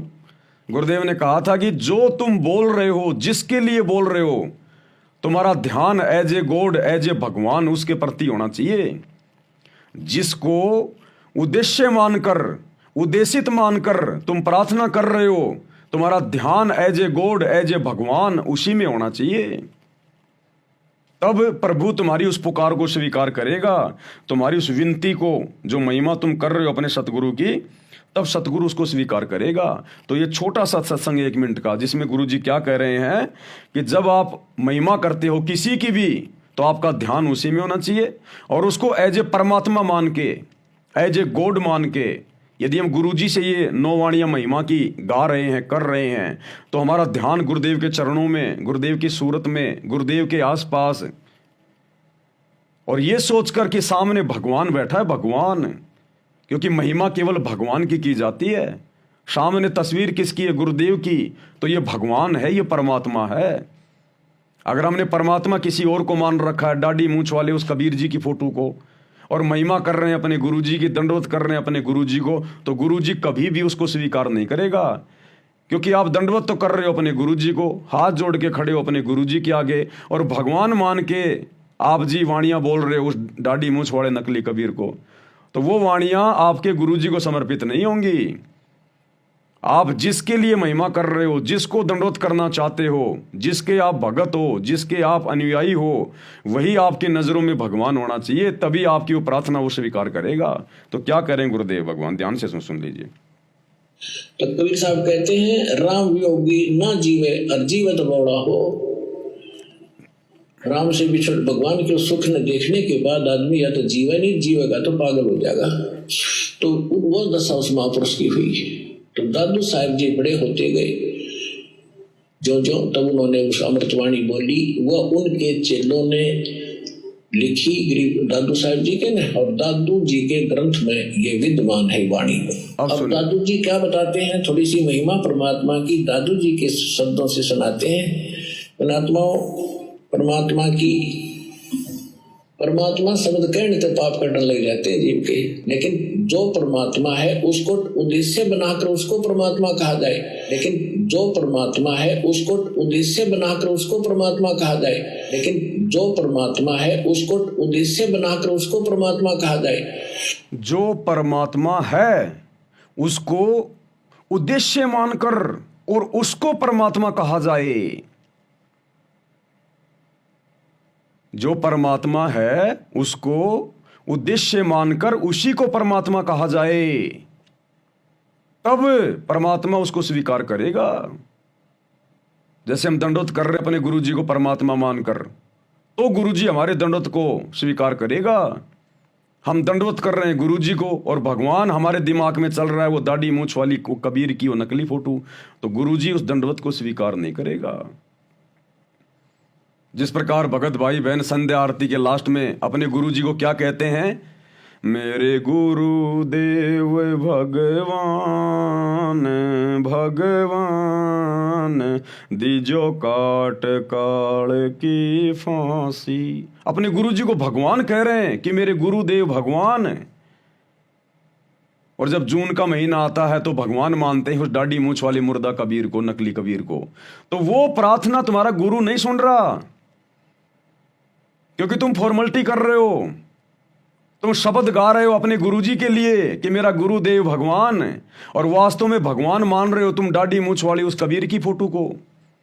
जून के महीने में कबीर प्रगट दिवस मान के भगवान मान रहे हो तुम उस मुर्दा फोटो को, तो गुरुदेव तुम्हारी वो प्रार्थना स्वीकार नहीं करेगा। गुरुदेव के कहने का मतलब ये है कि जिसको परमात्मा मानते हो उसको परमात्मा मानकर ही स्तुति करनी चाहिए और उसी की करनी चाहिए, अन्यथा तुम्हारी बात नहीं बनेगी। फिर आगे गुरुदेव ने एग्जाम्पल दिया, आगे गुरुदेव ने फिर एग्जाम्पल दिया। क्या कह रहे हैं परमात्मा? ध्यान से सुनिए फिर। अब जैसे हम तहसीलदार को और प्रधानमंत्री कहें जाए और उसका आगे एप्लीकेशन रखे प्रधानमंत्री के सत्र का काम और उसके तहसीलदार के आगे रखें, देश से प्रधानमंत्री कहीं जाओ कति नारी जय अरना वो काम कर सकता। क्या कह रहे हैं गुरुदेव? प्रधानमंत्री के लेवल का काम और वो प्रार्थना अगर हम किसी तहसीलदार के आगे रखेंगे और प्रार्थना करेंगे, वो काम जिंदगी में नहीं होगा। तो भक्ति और मुक्ति के लिए हम सारा प्रयास कर रहे हैं, और भक्ति मुक्ति के दाता सतगुरु, भक्ति मुक्ति के दाता, अब भक्ति और मुक्ति का दाता हमारा गुरु, और फिर हम भगवान मान के पूज रहे हैं दाढ़ी मूंछ वाली कबीर की फोटो को। अरे जो काम हमारे प्रधानमंत्री ने करना है, सतगुरु ने करना है, हमने उसी को प्रधानमंत्री मान के, सतगुरु मान के, भगवान मान के प्रार्थना भी उसी के चरणों में रखनी पड़ेगी, और उसी को मानना पड़ेगा कि यह काम केवल आप कर सकते हो, दूसरा कोई नहीं कर सकता। तो ज्यादातर भाई बहन क्या कर रहे हैं, उस तहसीलदार के सामने प्रार्थना लगा रहे हैं, दाढ़ी मूंछ वाले नकली उस कबीर के सामने, कागज के टुकड़े के सामने। तो बताओ कैसे हमारा रोग कटेगा जन्म मरण का? कैसे हमारा गुरु हमसे प्रसन्न होगा? तो भाई और बहनों, दास का कहने का मतलब है, हम जब ये सतगुरु महिमा में उनको दंडवत करते समय जो 9 वाणियां बोलते हैं, सतगुरु साहेब रतन उजागर, ये वाली वाणियां, सतगुरु की महिमा की दंडवत से पहले 9 वाणियां, तो हमारा ध्यान, हमारा टारगेट हमारे गुरुदेव के चरणों में होना चाहिए कि एकमात्र परमेश्वर प्रभु अल्लाह कबीर सब कुछ भक्ति मुक्ति के दाता मेरे गुरुजी हैं, इनके अलावा दूसरा कोई कबीर जान में नहीं है। तब गुरुजी उन वाणियों को स्वीकार करेगा, भगत के उन शब्दों को स्वीकार करेगा, तब गुरु प्रसन्न होगा, तब वो ब्लूटूथ मैच करेगा। तो सर्वप्रथम ये 9 वाणियां हम इस प्रकार से अपने गुरुजी में ध्यान लगा के, ना कि इधर उधर, ना किसी और देव महादेव में, उसके बाद जमीन पे घुटनों के बल बैठ जाएं, और फिर कम से कम 2 वाणियां हाथ जोड़ के आधीनी के साथ, कर जोड़ूं बिनती करूं धरूं चरण पर शीस, सतगुरु रामपाल जी भगवान ने दियो नाम बख्शीश। कोटि कोटि सिजदा करूं कोटि कोटि प्रणाम, चरण कमल में राखियो मैं बांदी जाम गुलाम। ये 2 वाणियां कम से कम हमने फिर घुटने के बल बैठ के अपने गुरुदेव के सामने उनके चरणों में ध्यान रख के, तो वो कोटि कोटि बार वो सिजदा, वो दंडवत गुरु स्वीकार कर लेगा। अरे एक दंडवत प्रणाम का कितना फल है, एक अश्वमेघ यज्ञ के समान। और यदि हम कहेंगे कोटि कोटि दंडवत कोटि कोटि प्रणाम, चरण कमल में राखियों में बांधी जाम गुलाम, परमात्मा स्वीकार करेगा उसको, क्योंकि हमारा लक्ष्य, हमारा टारगेट हमारा सतगुरु है। हमने उनको परमात्मा मान लिया, भगवान मान लिया। हमारे लिए और कोई दाढ़ी मूंछ वाला कबीर भगवान नहीं है। हमारे दरबार में हमारे गुरुजी के अलावा किसी और की फोटो नहीं होनी चाहिए, ना गरीबदास जी की, ना दादा गुरु की, ना पंडित चिदानंद जी की, ना दाढ़ी मूंछ वाले नकली कबीर की। अगर है तो चाहे आप कितने भाव से 9 वाणियां बोल लो, कितना कोटि कोटि दंडवत कर लो, परमात्मा स्वीकार नहीं करेगा। अगर किसी औरत के बटवे में, उसके पर्स में, अगर उसके पति के अलावा किसी गैर पुरुष की फोटो अगर उसके पति ने देख ली, वो पति उस औरत से प्रेम नहीं करेगा। तो हमारा दरबार साहिब हमारा पर्स है, हमारा बटुआ है, और हमारे बटुए में अगर हमारे गुरुजी के अलावा किसी और की फोटो दिखाई दे गई, ये अंतर्यामी परमात्मा, इसको देखने की जरूरत नहीं है। चीटी पायल बाजे पैर साहिब सुनता है सब लहर। कितना दंडवत करते रहना, कितना इसके गुणगान करते रहना, ये ध्यान नहीं देगा फिर। तो फिर कम से कम ये 2 वाणियां भगत भाई बहनों ने बोलनी है। और उसके बाद जिसको जैसा भी जो मंत्र मिला हुआ है, प्रथम नाम, सतनाम, सारनाम, उसके बाद 1 या 2 बार उन मंत्रों का हम जाप करें, और अपने गुरुदेव के खुली आंखों से हम फिर दर्शन करें, और फिर उनको दंडवत प्रणाम करें। तो ये दंडवत प्रणाम की जो विधि है, जिसके बाद में आत्मा बिल्कुल आत्म विभोर हो जाती है, वास्तव में हमें वो दंडवत का, वो यज्ञ का वो परिणाम मिलेगा, हमें वो फल मिलेगा। और आधीनी के साथ करना, हमने प्रणाम करना है, व्यायाम नहीं करना। अगर हम भाई बहन इस प्रकार से इन तमाम मर्यादाओं में रहकर गुरु को परमात्मा मानकर इस प्रकार से ध्यान से यदि हम ये दंडवत नहीं करते हैं, तो हम प्रणाम नहीं कर रहे, हम तो व्यायाम कर रहे हैं। व्यायाम कर रहे हैं हम तो, जमीन पे लेटना उठना। तो हमने प्रणाम करना है, व्यायाम नहीं करना। हमने परमात्मा कह रहे हैं जय गोपाल दंडवत करो पैरो पड़ प्रणाम। तो इस प्रकार से करना मैंने। अब उसके बाद भाई और बहनों, दास को परमात्मा ने छोटी सी प्रेरणा की जो आपके साथ में शेयर करना चाहता हूं, साझा करना चाहता हूं। जिस प्रकार हम सभी भाई बहन सुबह उठते ही परमात्मा का चरणामृत ग्रहण करते हैं या फिर नित्य नियम के बाद में लेते हैं चरणामृत, जैसा भी जिसकी व्यवस्था है। तो दंडवत की तो सारी विधि यही है, हम सबको पता है। चरणामृत करने से पहले दंडवत करेंगे या चरणामृत लेने के बाद दंडवत करेंगे, तो विधि तो यही है जो अभी आप सभी के सामने रखी गई है। 9 वाणियाँ बोलनी है, फिर जमीन पे घुटने टेक के 2 परमात्मा की वाणियाँ बोलनी है, और जिसको जो मंत्र मिला हुआ अपना मंत्र बोल के या जो संकल्प में है वैसे अपने गुरुदेव का जयकारा लगा के दंडवत कर लेगा। लेकिन जब हम चरणामृत लेते हैं परमात्मा का, अब चरणामृत कोई सामान्य चीज तो है नहीं। चरणा अमृत कदाचित पावे 84 कटे लोक सिंधावे। नित्य नियम में पेज नंबर 23 पर चरणामृत के मातम्य में परमात्मा की वाणियां है ना, कोटिक तीर्थ सब कर आवे चरणा अमृत तुरंत पावे, और चरणा अमृत कदाचित पावे 84 कटे लोक सिंधावे।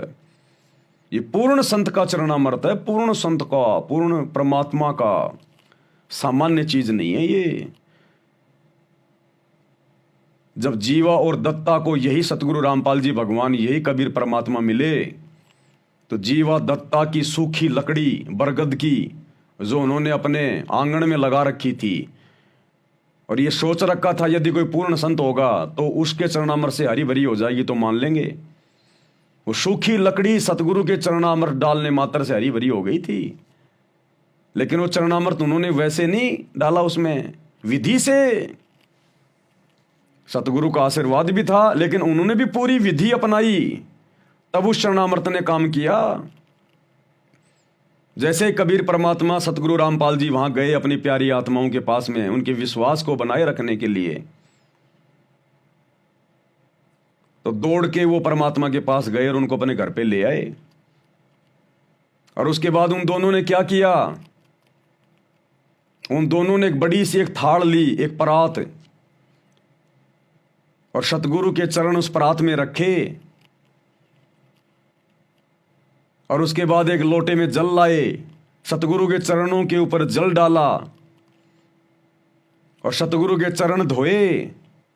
और उसके बाद जो परात में जो जल था, जो चरणा अमृत बन गया, उस चरणामृत को उन्होंने पिया, और उसमें जो सूखी जो टहनी लकड़ी बरगद की जो अपने आंगन में डाल रखी थी उसमें डाला वो चरणामृत है।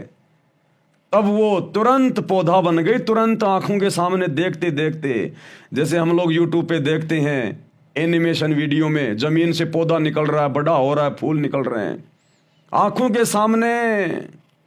ये विज्ञान उसी परमात्मा की तो दी हुई है, जो कंप्यूटर से हम लोग इस प्रकार की वीडियो बना लेते हैं।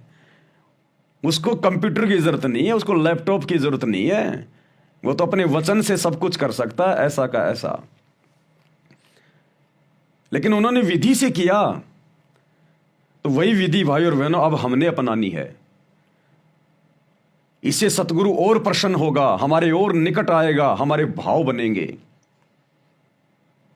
तो अब हमने क्या करना है, सतगुरु का चरणामृत लेने से पहले हमने दंडवत तो करना ही करना है, और दंडवत की विधि वही है। तो अपने हाथ में सतगुरु का चरणामृत लेके एक कप में, एक गिलास में, और उसी प्रकार से हम सतगुरु के दरबार के सामने खड़े हो जाएंगे। यूं अपने हाथों में वो गिलास भी रखेंगे हम ऐसे चरणामृत का, यूं हाथ जोड़ के यूं, और वही 9 वाणियां हमने बोलनी है। समृत साहेब रत्न उजागर, सत्य पुरुष मेरे सुख के सागर। लेकिन ये 9 वाणियां बोलते समय हमारे को जो भी 1 मिनट का समय लगता है या 1.5 मिनट का समय लगता है, हमने क्या करना है, हमने मानसिक क्रिया करनी है। ये 9 वाणियां प्यार प्रेम से बोलते समय हमारा ध्यान, हमारी सुरती ये होनी चाहिए कि सामने चेयर पर या बेड पर, सिंहासन पर मेरे गुरुदेव भगवान बैठे हुए हैं, और मैं उनके जो वो चरण कमल हैं उनको धो रहा हूं, मैं उनके चरण कमल धो रहा हूं, गुरुदेव के चरणों के नीचे एक परात रखी है और मैं गुरुदेव के चरणों के ऊपर जल डाल रहा हूं और वो जल उस परात में नीचे गिर रहा है और उसको मैं पी रहा हूं। हमने इस प्रकार मानसिक क्रिया करनी है ये 9 वाणियां बोलते समय खड़े होकर पहले, और मन में ये चल रहा होना चाहिए सामने गुरुजी बैठे हैं, मेरे एक हाथ में ये जल का लोटा है, एक हाथ से मैं अपने गुरुजी के पैरों को धो रहा हूं और वो जल नीचे गिर रहा है उस परात में, और उसको फिर हम नीचे जमीन पर बैठकर घुटने टेक कर फिर वो 2 वाणियां हम बोलेंगे, कोटि कोटि सिजदा करूं कोटि कोटि प्रणाम, ये वाली 2 वाणियां बोल के, और उसके बाद फिर हमने वो जल समझकर जो मैंने 9 वाणियां बोलते समय जो मैंने चरणामृत को मैंने बनाया है, मैंने वो तैयार किया है, वो चरणामृत समझकर अपने हाथ में फिर हमने उसको इस प्रकार से पीना हमने। तो हमारा ध्यान हमारे गुरुदेव के चरणों में रहा। और भाई परमात्मा कहते हैं ये भक्ति तो मन कर्म और वचन की है, ये भक्ति मन कर्म वचन की है। चाहे हम किसी को मन ही मन में कोई गाली निकाल दें या किसी का हम कोई बुरा सोच लें, या चाहे अपनी जुबान से हम किसी के प्रति कोई बुरा बोल दें, या इस शरीर से हम किसी का कोई नुकसान कर दें, पाप तो बराबर लगता है ना। तो इसी प्रकार ये भक्ति है।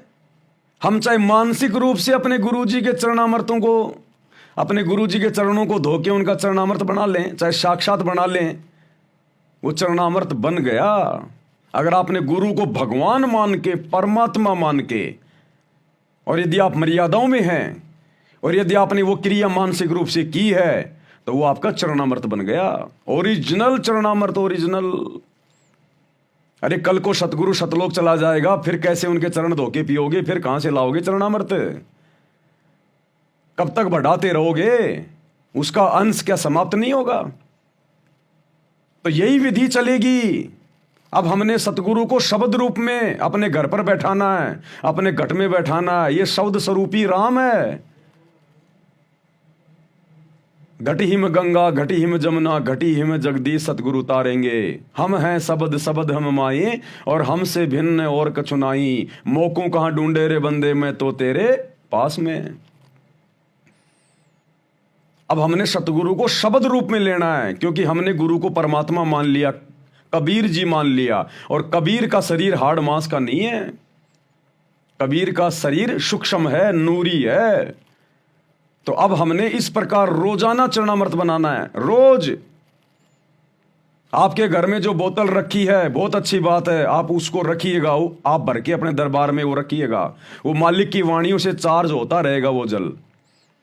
लेकिन उसी जल को सुबह डाल के गिलास में, और हमने रोज जो है, रोज हमने वो चरणामृत बनाना है, अपने गुरु जी के चरणों को धो के, मानसिक क्रिया करके। गुरु जी की फोटो के ऊपर नहीं डालना, मानसिक क्रिया करनी है हमने, मानसिक क्रिया। और रोज हमने इस प्रकार से 9 वाणियां बोलते समय रोजाना हमने चरणामृत बनाना अपना, और रोज हमने उस चरणामृत को पीना हमने। भाई दास को परमात्मा ने प्रेरणा की, इसलिए मैंने आप भाई बहनों को यह बात बताई है। अब देखो, ये भक्ति मार्ग है, ये जबरदस्ती का मार्ग नहीं है। मैंने कह दिया आपने अपना लिया, ये ऐसा मार्ग नहीं है।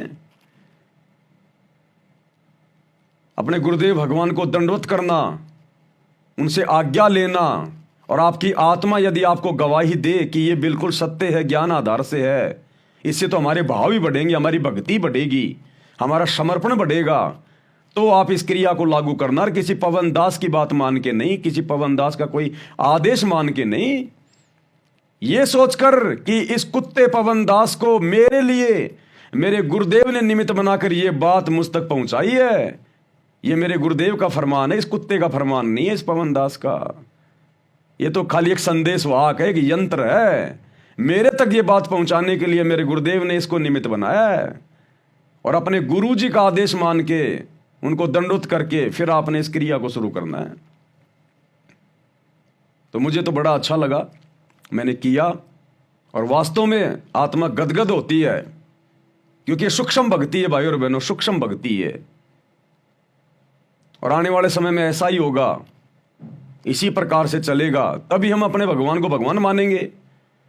नहीं तो गुरुदेव के सतलोक जाने के बाद फिर कौन उनको परमात्मा मानेगा? सब ये सोचेंगे गुरुजी तो गए, गुरुजी तो गए।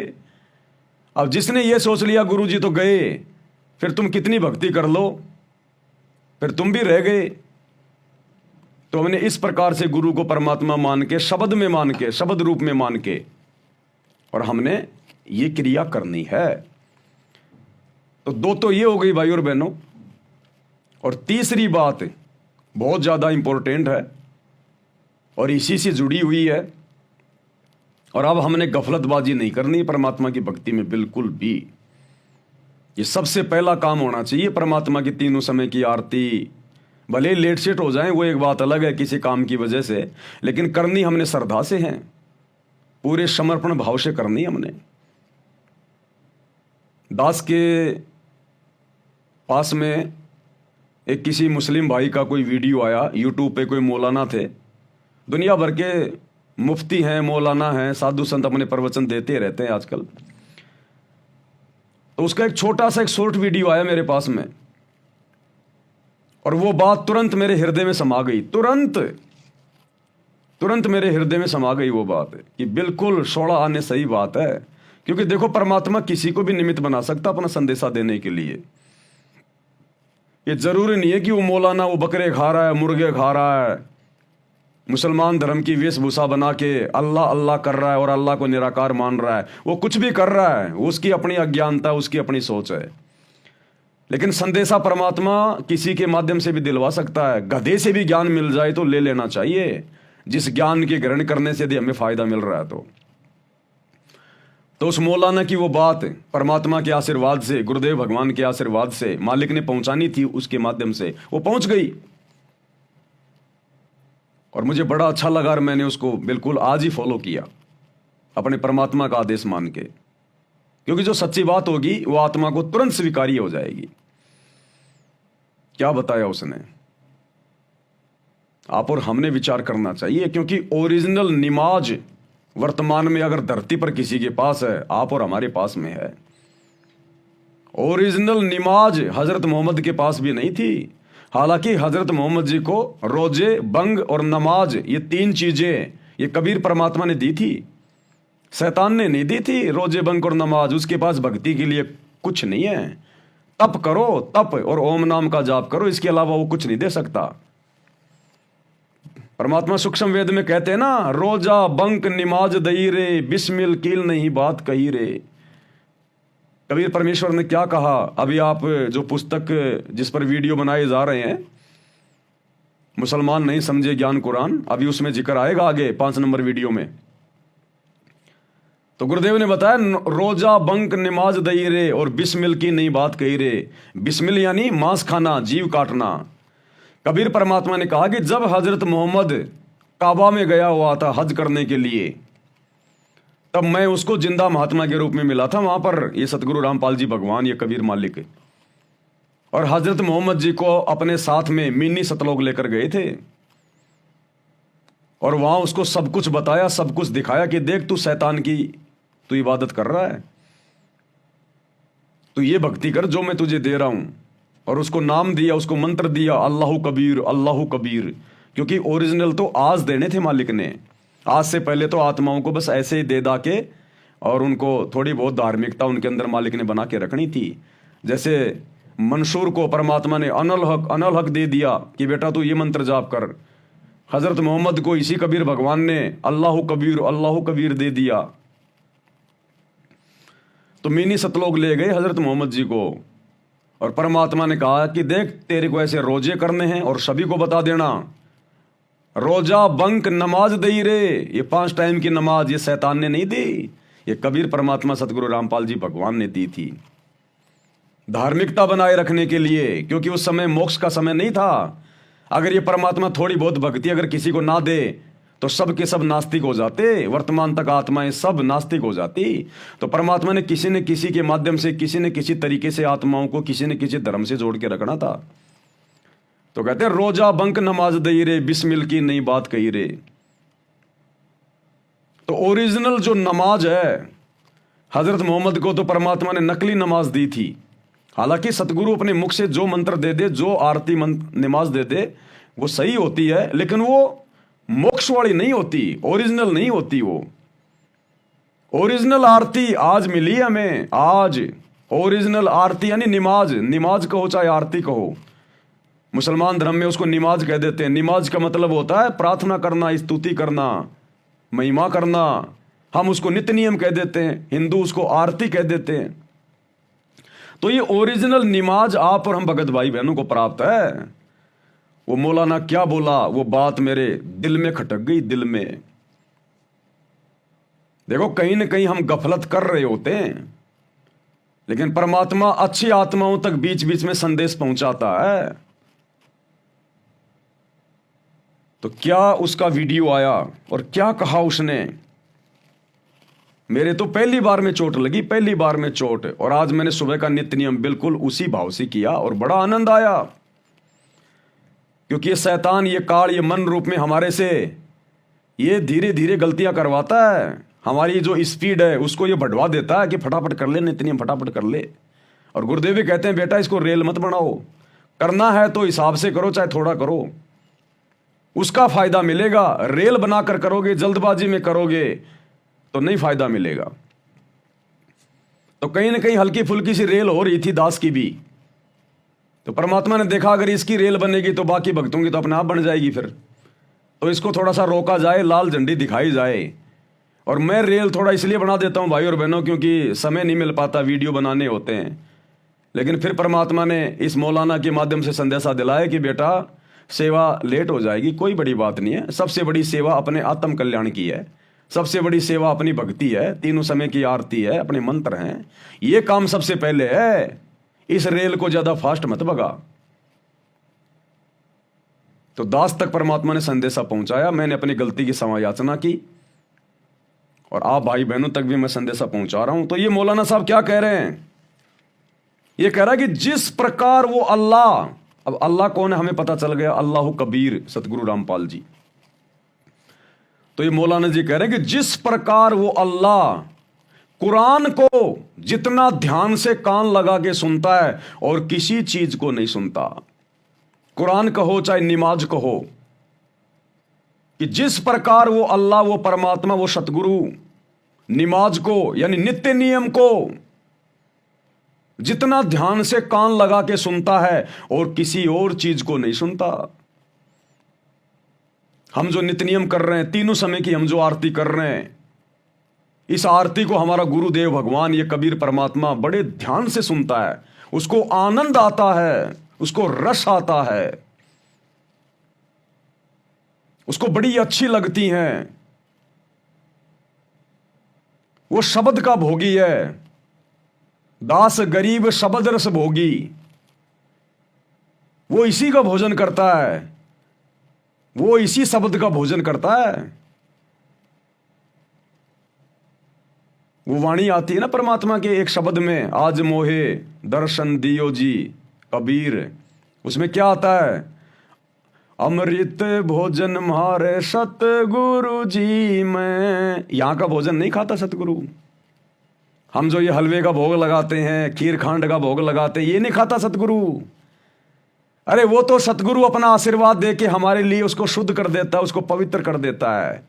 वो तो शब्द स्वरूपी है। वो ये गंदे लोग का ये गंदा खाना नहीं खाता, जिसमें गाय भैंस का गोबर डाला जाता है। इंसान जिन खेतों में लैट्रिन करते हैं, पेशाब करते हैं, वो फिर खाद बन के उस जवार में, जौ में, बाजरे में जाता है। सतगुरु नहीं खाता इसको, इस गंदे भोजन को। कहते हैं अमृत भोजन मारे सतगुरु जी में, और शब्द दूध की खीर, आज मोहे दर्शन दियो जी कबीर। वो तो शब्द रूपी भोजन खाता है, शब्द दूध की खीर। और वो शब्द दूध क्या है, वो खीर क्या है, वो अमृत भोजन क्या है। हम भगत जो भक्ति करते हैं, जो तीनों समय की आरती करते हैं, परमात्मा उसका रस लेता है। दास गरीब शब्द रस भोगी। हमें दिखाई नहीं देता, लेकिन सतगुरु अपने प्रत्येक भगत के पास में जाके बैठ जाता है। जब वो आरती करना शुरू करता है, अपने मुख से पाठ करता है, भक्ति बोध हाथ में लेके, वो सूक्ष्म रूप में सामने बैठ जाता है। नहीं तो ये बाकी 800 करोड़ की जनसंख्या देख लो, एक शब्द भी निकाल के दिखा दो, कोई गुरु जी की आरती उनसे करवा के दिखा दो, आप देखे काल नहीं करने देगा, शैतान बैठा है। तो ये सतगुरु लेके डंडा उस घर में आके बैठ जाता है जब वो भगत तीनों समय की आरती करता है, सुमरण करता है उस समय, और सुनता है। और जो जितना प्यार से करेगा, जितने प्रेम से करेगा, जितना अपने गुरुजी में ध्यान रख के करेगा, वो अपने गुरुजी को उतना ही अच्छा और मीठा भोजन करवा रहा है। वो शब्द रूपी खीर अपने गुरुदेव के मुख में जा रही है, गुरुदेव उसको सुन रहा है, आनंदित हो रहा है। अरे जिस प्रकार ये जो बॉलीवुड में जो गाने गाती हैं लड़कियां, इनको कैसे किया जाता है, इनको सेलेक्ट? अखबार में विज्ञापन दिया जाता है कि जिसको गाना गाना आता है, जिसकी आवाज़ अच्छी है, वो आ जाओ जी, आपकी ट्रेनिंग होगी, आप लोगों के लिए वो होगा। सब लोग ले लेके अपना बायोडाटा पहुंच जाते हैं, और बॉलीवुड के 4-5 लोग जो गायकार होते हैं, जो बड़े बड़े, वो वहाँ पहुंच जाते हैं। वो सामने बैठ जाएंगे वहाँ पर, वो जज बन के, और सामने आएंगे लड़के और लड़कियां, अपना अपना वो गाना गाएंगी, बेस्ट गाने का प्रयास करेंगी। लेकिन सामने वालों को, उन बैठे हुए लोगों को, उन जजों को जिनकी आवाज़ पसंद आएगी, जिनका गाने का तरीका पसंद आएगा, उसी को सेलेक्ट कर लेंगे, और वही आगे चल के फिर फिल्मों में गाना गाता है, पैसे कमाता है। तो जो भगत इस प्रकार से नित्य नियम करेगा, आरती करेगा, सुमरण करेगा, बड़े ध्यान से गुरु में ध्यान लगा के, गुरु को साक्षात सामने बैठा हुआ मानकर, कोई जल्दबाजी नहीं, दुनिया भर की दिमाग में कोई बातें नहीं, तब जाकर सतगुरु उन चीजों को स्वीकार करेगा। हम लोग संध्या आरती पढ़ते हैं। संध्या आरती की शुरुआत में क्या आता है? पहली आरती हरि दरबारे, तेज पुंज जहां प्राण उधारे, पाती पंच पोप कर पूजा, देव निरंजन और न दूजा, खंड खंड में आरती गाजे, सकल मई हर ज्योत विराजे, शांति सरोवर मंजन कीजे, जत की धोती तन पे लीजे, ज्ञान अंगोछा मैल न राखै, शब्द जनेऊ धर्म जनेऊ शतमुख भाषा। और कहते हैं सो संध्या हमरे मन मानी, कहे कबीर सुनो रे ज्ञानी। गुरुदेव कहते हैं सो संध्या हमरे मन मानी, इस प्रकार से की गई संध्या आरती मैं स्वीकार करता हूं, हमरे मन मानी, कहे कबीर सुनो रे ज्ञानी। जो इस प्रकार से संध्या आरती जो करेगा ध्यान से, हर प्रकार मर्यादा में रह के, गुरुदेव कहते हैं सो संध्या हमरे मन मानी, कहे कबीर सुनो रे ज्ञानी। कि भक्तों सुन लो कान खोल के, अगर तुम इस प्रकार से आरतियां, अगर तुम नित्य नियम ये करोगे, नमाज अगर तुम ये करोगे, तो तुम्हारा गुरु, तुम्हारा परमात्मा स्वीकार करेगा, नहीं तो नहीं करेगा। अब खाते पीते उठते बैठते बसों में आते जाते आरतियां कर रहे हो तो परमात्मा स्वीकार नहीं करेगा। दया भाव प्रेम, कुछ ऐसी वाणी आती है उसमें, दया भाव तिलक मस्तक दीजिए और प्रेम भक्ति का आचमन लीजिए, सो संध्या हमरे मन मानी, कहे कबीर सुनो रे ज्ञानी। तो ये सारी बातें गुरुदेव ने हमें बता रखी हैं, समझा रखी हैं, लेकिन हम मन के प्रभाव में रहते हैं, जड़ बुद्धि जीव हैं, हम इतना ध्यान नहीं दे पाते, गौर नहीं कर पाते, कहीं ना कहीं हम गफलत करना शुरू कर देते हैं। तो परमात्मा फिर बीच बीच में अपनी प्यारी आत्माओं को जगाने का भी प्रयास करता है कि बच्चों गफलत मत करो। अरे मैं रोजाना उस आरती का, उस नित्य नियम का, रमणीय का, संध्या आरती का आनंद लेने आ रहा हूं तेरे घर पे, और तू कहीं बीच बीच में भाग रहा है, बिल्कुल रेलगाड़ी की तरह दौड़ रहा है। ध्यान तेरा अपने कहीं जो मतलब ससुराल में घूम रहा है, कहीं अपनी फैक्ट्री में घूम रहा है, दुनियादारी में घूम रहा है ध्यान तेरा। तो तू किसको ध्यान करके आरती कर रहा है? अपने गुरुजी का ध्यान करके कर रहा है, या तू किसी अपने रिश्तेदार का ध्यान करके आरती कर रहा है? जिसको ध्यान करके आरती करेगा, आरती उसी को तो समर्पित होगी। तो क्या कहा इस मौलाना ने कि अल्लाह यदि संसार में किसी चीज को ध्यान लगा के, कान लगा के सुनता है बड़े गौर से, तो वो है नमाज, कुरान। मतलब वो अपनी भाषा में कह रहा है, लेकिन आज असली कुरान तो आप और हमें मिली है, ज्ञान गंगा, गुरुजी के सत्संग, गुरुजी के द्वारा लिखी गई पुस्तकें, गुरुजी के तीनों समय की आरती, ये हैं वास्तविक वो कुरान जिनमें भक्ति का मूल पाठ है, पूरा समाधान है। तो कहते हैं अल्लाह यदि किसी चीज को विशेष तौर पर कान लगा के सुनता है तो वह नमाज, ये तीनों समय की आरती। अन्यथा बताओ हम आरती कर रहे हैं, सुन कौन रहा भाई? विचार करो भक्तों, हम आरती कर रहे हैं खड़े होके, अकेले या जो भी हैं, सुन कौन रहा है? हम तो कर रहे हैं, हम तो मुंह से आरती कर रहे हैं, हम तो आरती को करने वाले हैं। सुनने वाला कौन है? हम दुनिया को सुनाने के लिए आरती करते हैं क्या? नहीं। खुद के सुनने के लिए आरती करते हैं क्या? नहीं। तो सुन कौन रहा? अगर हम आरती कर रहे हैं तो कोई सुन भी तो रहा होगा। हमारा सतगुरु सामने बैठ के सुनता है, और सतगुरु को हमने किस कदर आरती सुनानी चाहिए, उसकी महिमा करनी चाहिए, ये फिर हमारे सोचने विचारने की बात है। क्या कहा इस मौलाना ने, ध्यान से सुनिए भाई और बहनों। हुजूर फरमाते हैं कि जिस तरह कान लगाकर अल्लाह कुरान को सुनता है, किसी चीज को नहीं सुनता। हमें नजर नहीं आता ना, हमें मालूम नहीं, हम कुरान पढ़ रहे हैं तो सुनने वाला कौन है? सबसे ज्यादा कान लगाकर खुद अल्लाह। हुजूर फरमाते हैं कि जिस तरह कान लगाकर अल्लाह कुरान को सुनता है, किसी चीज को नहीं सुनता। हमें नजर नहीं आता ना, हमें मालूम नहीं, हम कुरान पढ़ रहे हैं तो सुनने वाला कौन है? सबसे ज्यादा कान लगाकर खुद अल्लाह। यहां इसलिए मुझे याद आया कि अबू मूसा अशअरी को क्या पता था कि कौन सुन रहा है? वो अपनी कैफियत में नमाज में तहज्जुद में कुरान की तिलावत कर रहे थे, और जाहिर बात है उनके घर एकड़ों में बने हुए नहीं थे, एक एक कमरा, एक एक कोई हुजरा, ऐसे तो घर थे ना साहबा के। लिहाजा हुजूर पास से गुजरे, आवाज आई, काफी देर सुनते रहे। उसके बाद आप तशरीफ ले गए, सुबह फजर में मुलाकात हुई। वो शुरू की 2 लाइनें बस हमारे लिए वही महत्वपूर्ण है, वही इंपॉर्टेंट है कि अगर नमाज को, अगर नित्य नियम को अगर कोई सबसे ज्यादा कान लगा के ध्यान से सुनता है तो केवल अल्लाह सुनता है, अल्लाह कबीर सतगुरु रामपाल जी। अन्यथा फिर सुन कौन रहा है? हम तो करने वाले हैं। भगत तो आरती करता है। क्या कोई भगत किसी को ये बोलता है चलो भगत जी आरती सुनते हैं? बोलता है कोई? अगर बोलता है तो सबसे बड़ा मूर्ख है। हर भगत ये कहेगा चलो भगत जी आरती का समय हो गया। आरती करते हैं, ना कि आरती सुनते हैं। जब भगत आरती कर रहा है तो फिर कोई सुन भी तो रहा होगा। हम दुनिया को सुनाने के लिए नहीं कर रहे। तो सुनने वाला कौन? हमारा सतगुरु। तो सतगुरु यदि सामने बैठ के आरती सुन रहा है और वो समर्थ है, अनंत कोटि कलाओं का स्वामी है, हर भगत के पास हर एक रूप बना के पहुंच जाता है, और सतसेवकों के तो घरों में बैठा रहता है 24 घंटे अपने परमानेंट एक रूप में। तो आरती हमने फिर कितने भाव से करनी चाहिए, कितनी श्रद्धा से करनी चाहिए। बिल्कुल मीठा बोल बोल के कोयल की तरह, जल्दबाजी नहीं। पहले वो काम कर लो जो जल्दबाजी का है, उस काम को निपटा के फिर करो ना आरती आराम से। तो कहते हैं अगर अल्लाह अगर किसी चीज को सबसे ज्यादा कान लगा के सुनता है तो केवल ये नमाज, ये आरती। अन्यथा बता दो हम आरती कर रहे हैं, फिर सुन कौन रहा है? इसलिए तो परमात्मा कहते हैं अमृत भोजन हमारे सतगुरु जी में, और शब्द दूध की खीर। ये भेड़ बकरी गाय भैंस इनके दूध की खीर नहीं खाता वो अल्लाह।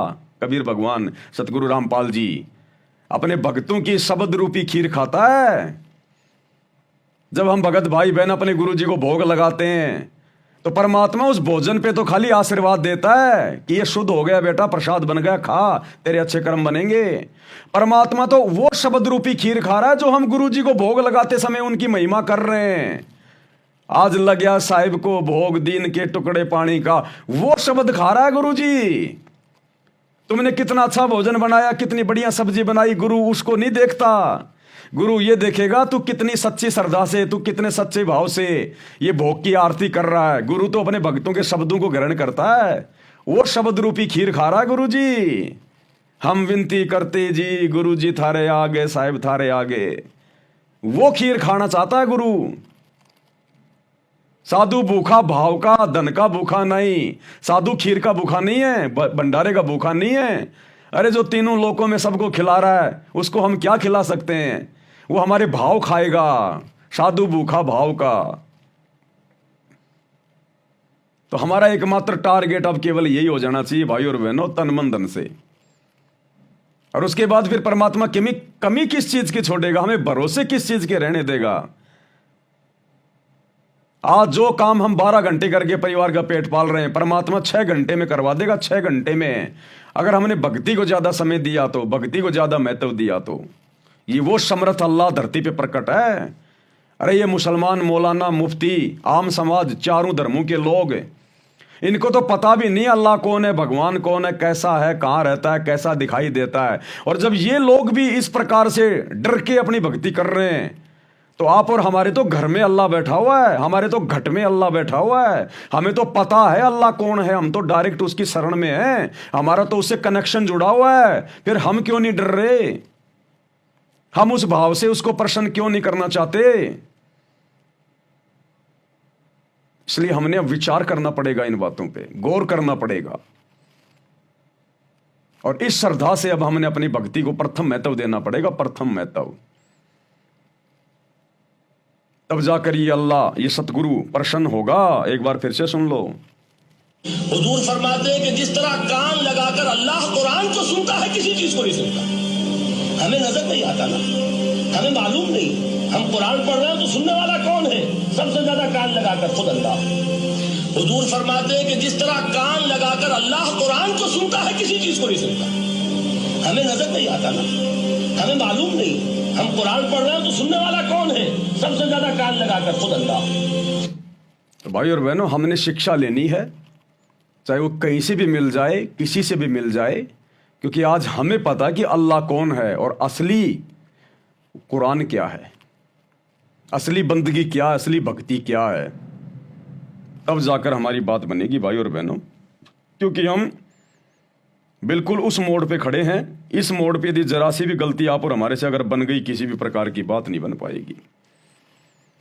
और अब हमने किसी के भी आगे हाथ फैलाना बिल्कुल छोड़ देना चाहिए। वैसे तो सभी सत्सेवक भाई बहन आज से लगभग 7-8 महीने पहले ही संकल्प ले चुके हैं। परमात्मा ने प्रेरणा करके दास से एक वीडियो बनवाया था कि हम सत्सेवक भाई बहन जो अपने अल्लाह को पहचान चुके हैं, अपने गुरु को पहचान चुके हैं, हम एकेश्वरवाद पे हैं, एक ईश्वर की भक्ति करते हैं, सतगुरु की, इस कबीर की। अब हमने दुनिया के आगे हाथ नहीं फैलाने, अब हमने किसी से उधार मदद नहीं मांगनी, विशेषकर अनाज की और ये पैसों की। अब वैसे आड़ोसी पड़ोसी को अगर कोई सीडी की जरूरत पड़ गई, किसी और चीज़ की जरूरत पड़ गई, तो ले सकते हैं, दे सकते हैं, वो बात अलग है। लेकिन हमने अनाज के लिए और पैसों के लिए अपने अल्लाह के सिवा, अपने गुरु के सिवा हमने किसी के आगे हाथ नहीं फैलाने, न रिश्तेदारों के आगे। अगर मदद कोई करना चाहता है तो भगत भाई बहन एक दूसरे की मदद कर सकते हैं, हमने जगत के आगे हाथ नहीं फैलाना बिल्कुल भी, नहीं तो हमारा भगवान, हमारा अल्लाह नाराज हो जाएगा कि तेरे को दुनिया की सबसे कीमती चीज मिल गई, तेरे को दुनिया का सबसे बड़ा सेठ, जगत सेठ मिल गया, और तू जगत सेठ का बच्चा होके ढंग से भक्ति ना करके तो दुनिया के आगे हाथ फैला रहा है। देना 5,000 रुपये, देना 10,000 रुपये, देना ये देना वो देना, तो दुनिया का भिखारी है या तू अपने गुरु का भिखारी है। तो परमात्मा भी ऐसे भगत से नाराज होता है कि अभी तक इस नादान ने मेरे को समझा नहीं, इसने मेरे को क्या मान रखा है, जिसने मैंने 21 ब्रह्मांड इस काल को भीख में दे रखे हैं, और मेरी शरण में आके ये दुनिया से भीख मांग रहा है। अरे दुनिया से भीख मांगने का मतलब है काल के आगे हाथ फैलाना, क्योंकि वो काल के तो पुजारी हैं दुनिया वाले। आज हम भगत भाई बहनों को कोई कहे कि लो जी ये सामने शंकर भगवान का मंदिर है, ये विष्णु जी का मंदिर है, कुछ मांग लो इससे, कुछ पैसे टंगे मांग लो, कोई भाई बहन मांगेगा क्या? अरे नहीं नहीं नहीं, हम नहीं मांगते इन देवी देवताओं से। तो देवी देवताओं के पुजारियों से क्यों मांग रहे हो फिर? वो तो और भी नीच काम है, घटिया काम है। इससे अच्छा तो फिर देवी देवताओं से मांग लो। तो देवी देवताओं से मांग लो, चाहे देवी देवताओं की पूजा करने वाले उनके पुजारियों से मांग लो, जगत वालों से मांग लो, रिश्तेदारों से मांग लो, बात एक ही है। तुमने उन्हीं के आगे हाथ फैला दिए, ब्रह्मा विष्णु महेश के आगे, देवी देवताओं के आगे। तो सतगुरु इससे नाराज होता है। भिखारी बनो तो अपने गुरु जी के। अरे अगर तू भक्ति कर रहा है, मर्यादा में है, तेरा गुरु तेरे को भूखा मरना देगा? किसी चीज के भरोसे रहने देगा क्या? नेवर, कभी नहीं। जिसने हमारे को जुबान से करने के लिए भोजन दे दिए, क्या उस जुबान को यह परमात्मा भोजन के भरोसे रहने देगा क्या? क्या भगत को भूखा मरने देगा क्या? बार बार गुरुदेव सत्संग में कहते हैं, बच्चों तुम्हारी आवश्यकता से पहले वो जायज वस्तु तुम्हारे घर में लाके तुम्हारा गुरु रख देगा। अगर तुम नेक नीति से भक्ति अगर कर रहे हो, तो मर्यादा में रह के भक्ति कर रहे हो, तो कमी आप और हमारी है जो हम दुनिया के आगे हाथ फैलाते रहते हैं, काल के आगे। एक छोटा सा ऐसा ही वीडियो मेरे को मिला, उसने मुझे बड़ा प्रभावित किया। देखो, जब भगत की श्रद्धा सच्ची हो जाती है ना, जब उसके मन से विषय विकार परमात्मा दूर कर देता है, तो फिर यूट्यूब पर फिर फालतू के वीडियो नहीं आते उसके सामने वीडियो भी फिर अच्छे ही आएंगे, क्योंकि जैसी सोच होगी फिर वैसा ही उसके सामने मटेरियल आएगा। तो ऐसे कोई व्यक्ति ऐसे किसी मुसलमान भाई से कोई मजाक कर रहा है, कोई बूढ़ा व्यक्ति है, वो कह रहा है कुछ मांग ले, कुछ नरेंद्र मोदी से कुछ मांग ले, अमित शाह से कुछ मांग ले। अरे ना ना ना, कुछ नहीं है। अरे नरेंद्र मोदी कौन? कौन नरेंद्र मोदी? अरे कुछ मांग ले उससे, कुछ मांगोगे, कुछ कहना चाहोगे? ना ना, कुछ नहीं कहना चाहता, जो भी कहेंगे अपने अल्लाह से कहेंगे। अमित शाह से कौन? कौन अमित शाह? वो बोला भारत का प्रधानमंत्री अमित शाह। कुछ मांग लो। है क्या मांग लो? बोला मांगना है तो मांगो खुदा से। उसने कहा कि मांगना है तो मांगो खुदा से। क्या मांगूंगा मैं तेरे प्रधानमंत्री से, तेरे अमित शाह से, तेरे नरेंद्र मोदी से? वो 70 साल का बूढ़ा मुसलमान है। भाई और बहनों, इन मुसलमानों के पास में केवल भक्ति सही नहीं है, इनको बेचारों को शैतान ने भ्रमित कर रखा है। इनको भक्ति सही नहीं है, बाकी ये एक नंबर के इंसान है, एक नंबर के। ये मांस खाना, ये करना, ये तो चलो इनको शैतान ने इनको भ्रमित किया हुआ है। अगर कोई मुसलमान अगर सतगुरु रामपाल जी की शरण में आ जाता है, उसके बाद वो जो भक्ति करेगा ना, आप और हमारे जैसे टटपुंजी नहीं कर सकते, क्योंकि वो तो पहले से ही एक अल्लाह को मानता है। अल्लाह के आगे मुसलमान किसी के और के आगे हाथ नहीं फैलाता। हालांकि वर्तमान में बेचारों को सच्ची इबादत का ज्ञान नहीं है, अल्लाह का ज्ञान नहीं है, लेकिन जिस पंथ से वो जुड़े हुए हैं और हजरत मोहम्मद ने उनको जो शिक्षा दी है, उस आधार से वो केवल ये सोचते हैं कि हम एक अल्लाह की भक्ति करेंगे और किसी की नहीं करेंगे। भले वो शैतान की कर रहे हैं वर्तमान में अल्लाह मान के, लेकिन हमने तो शिक्षा लेनी है, चाहे कोई जी भी हो। जब ये जगत का आदमी, शैतान की पूजा करने वाला आदमी, जिसको अल्लाह का कोई अता पता भी नहीं पता, और इसको जब ऑफर दिया जा रहा है, ये दुनिया तो 5-5 किलो आटा मांगती फिरती है, राशन का आटा खा रही है, गेहूं खा रही है। हम सत्सेवक भाई बहन तो नहीं खाते, परमात्मा ने संदेशा भिजवा दिया था, फिर भी कोई खा रहा था, भाई उसके कर्म। बाकी हम सरकारी कोई भी आटा, दाल, चीनी वगैरह कुछ भी नहीं लेते हम, ये राशन का बिल्कुल नहीं लेंगे। हम अपने सतगुरु का दिया हुआ खाएंगे, सरकार का दिया हुआ आराम का नहीं खाएंगे हम, ये फ्री का नहीं खाएंगे हम ये। तो ये मुसलमान भाई 70 साल का, जिसको भक्ति का ना पता ना भगवान का, फिर भी देखो कितना भक्ति पर दृढ़ है। इसको बार बार कहा जा रहा है कुछ मांग ले मोदी से, कुछ मांग ले। यहां लोग सरपंच के पैर पड़ जाते हैं। और क्या कह रहा है? शिक्षा लेनी चाहिए कि मांगना है तो मांगो खुदा से। क्या दे देगा तेरा नरेंद्र, क्या दे देगा तेरा अमित शाह? क्या कह रहा है? मोदी साहब क्या कहना चाहते हैं? मोदी साहब कुछ नहीं कहा, जब कहते तो अपने अल्लाह से कहा। मोदी मैं कुछ कहना चाहता हूं। कुछ नहीं, एक बात नहीं कहा। अमित शाह जी से? हम किसे? अमित शाह जी से। अमित शाह क्या है? अमित शाह मतलब प्रधानमंत्री। प्रधानमंत्री हो अमित शाह, प्रधानमंत्री के अल्लाह को पता साकिर क्या करिए हमारे, क्या कहना चाहते? हमारे बनाए बिगाड़। फिर मोदी जी से क्या कहना हम चाहते? मोदी से कुछ नहीं कहा चाहिए। हम कहा तो अल्लाह के नबी से कब मानिएगा? योगी जी से, प्रधानमंत्री जी से? कोई से नहीं, ना भी ना मोदी साल योगी जी से कुछ कह कुछ नहीं कहा। अपने बारे में कुछ मांग सकते हो? क्या मांगे? अरे कुछ भी मांग सकते। मांगना है तो मांगो खुदा से, देने वाला वो सच्चा नबी। अब देखो, खुदा पर हमारे सामने बैठा, हमारे घर में बैठा, हमारा गुरु खुदा है। चिल्ला चिल्ला के कह रहे हैं अपन। प्रमाणित कर दिया दुनिया के सभी धर्म ग्रंथों ने। और जो सुख इन्होंने दे दिए, जो ठाट बाट इन्होंने कर दिए भक्तों के, मौत के मुंह से निकाल दिया, डॉक्टर ने जवाब दे रखा था। और जो आत्मिक खुशी आनंद इस अल्लाह की भक्ति में, दुनिया के किसी अल्लाह की भक्ति में नहीं। आज आप और हमारे घर में अल्लाह बैठा, हम अल्लाह की शरण में, और फिर भी हम 2 कोड़ी के दुनिया के इंसानों के आगे हाथ फैलाते फिर रहे हैं, उधार मांगते फिर रहे हैं। आज भी जगत सेठ के बच्चे होकर तो डूब के मरने की बात है भगत के लिए। शिक्षा लेनी चाहिए इस मुसलमान भाई से। कह रहा मांगूंगा तो अपने अल्लाह से, अपने नबी से, जो अल्लाह के द्वारा भेजा गया होता है, और किसी के से नहीं मांगूंगा। भाई और बहनों, ये विचार करने की। हालांकि ये बेचारा रोड पे सारा दिन ये भीख मांगता है, वो बात अलग है, क्योंकि ज्ञान नहीं है ना। ये भिखारी आदमी है, रोड पे खड़ा होके सारा दिन भीख मांगता है, लेकिन जब बात आई मांगने की प्रधानमंत्री से, ऋण से, तो वहां पर इसने कह दिया कि अपने अल्लाह से मांगूंगा, अपने नबी से मांगूंगा। क्या दे देगा तेरा ये नरेंद्र फरेंद्र वगैरह। तो शिक्षा हम भक्तों ने लेनी चाहिए। हम भक्तों ने कुछ वीडियो परमात्मा बनवाता है अपने भक्तों को दृढ़ता देने के लिए। एक बार फिर से सुन लो। मोदी जी से आप क्या कहना चाहते हैं? मोदी से हम कुछ नहीं कहा जी, जब कहते तो अपने अल्लाह से कहा। मोदी मैं कुछ कहना चाहता हूँ। कुछ नहीं, एक बात नहीं कहा। अमित शाह जी से? हम किसे? अमित शाह जी से। अमित शाह क्या है? अमित शाह मतलब प्रधानमंत्री। प्रधानमंत्री हुए अमित शाह, प्रधानमंत्री के बाहर हुए।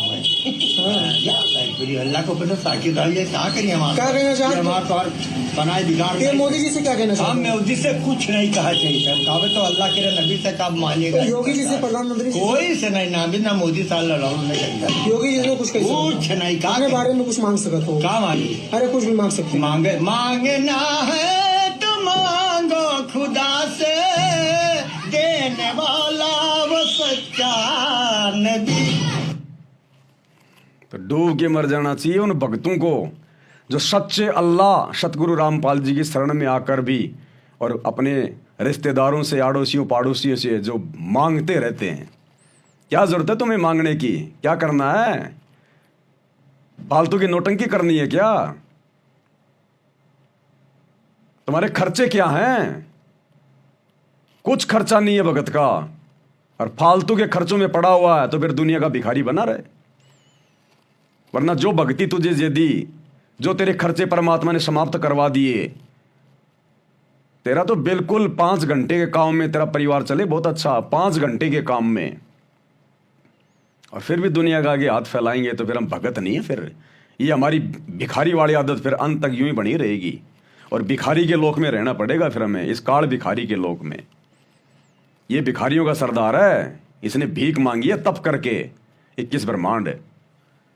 तो अब हम सच्चे सतगुरु की शरण में आ गए, जगत सेठ की शरण में आ गए हैं। तो भाई और बहनों, अब हमने ये गलतियां नहीं करनी है बिल्कुल भी। तो कुछ एक ये बातें थी जो आप भाई बहनों तक परमात्मा ने संदेशा भिजवाना था, दास को प्रेरणा की। तो दास मालिक की सेवा बजाने के लिए आ गया। उनका नौकर हूं, उनका कुत्ता हूं, गुलाम हूं, पाजी हूं। जैसी वो प्रेरणा करते रहेंगे आप लोगों को बताता रहूंगा। मैं अपनी सेवा में गफलत करूंगा नहीं। कोई स्वीकार करे ना करे, कल को हिसाब परमात्मा को देना है। मालिक कह देगा बेटा मैंने तो देख सूचना दे दी थी, मैंने तो सूचना पहुंचा दी थी, अब ये तेरे ऊपर बेटा, तूने माना कि नहीं माना, ये तेरे ऊपर।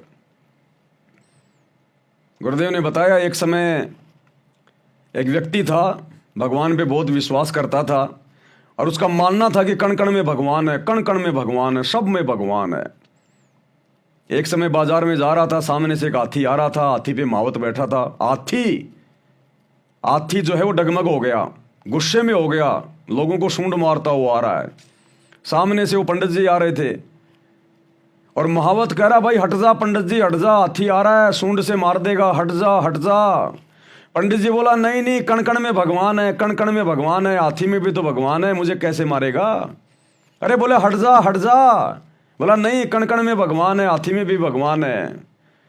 नहीं हटा, हाथी ने मारा सूंड तो साइड में जा गिरा, मर गया। अब मरने के बाद में ऊपर जानी थी आत्मा, परमात्मा के दरबार में गया, तो उसके मन में तो वही सवाल वहां जाकर कहा कि भगवान हिसाब किताब बाद में करना, पहले ये बताओ आपने मुझे मारा क्यों?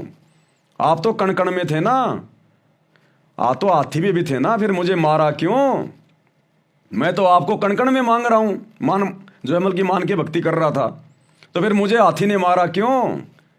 उस भगवान ने कहा रे नालायक, तू कण कण में भगवान मान रहा है, तो तूने महावत की बात क्यों नहीं मानी? वो महावत भी तो चिल्ला रहा था, उसमें भी तो भगवान था, उस महावत के अंदर से भी तो भगवान ही बोल रहा था कि हट जा हट जा। तो तूने ये क्यों नहीं सोचा कि जब हाथी में भगवान है तो महावत में भी तो भगवान होगा? तो तू तो केवल अपनी सुविधा के अनुसार मानता है जो तुझे माननी है। तो इस प्रकार से भाई और बहनों, परमात्मा ने देखो जो संदेशा पहुंचाना था, दास को निमित्त बना के पहुंचा दिया। मेरी भी इसमें सेवा लग रही है। अब जो बातें ज्ञान आधार से हैं, आपकी आत्मा स्वीकार करे, वो बातें आप लोग स्वीकार कर लीजिएगा। अन्यथा कल को फिर भाई परमात्मा दोषी नहीं रहता। परमात्मा कह देगा बेटा देख, मैं हर एक के पास जाके तो समझाता नहीं, मेरी भी कुछ मर्यादा है, कुछ नियम है।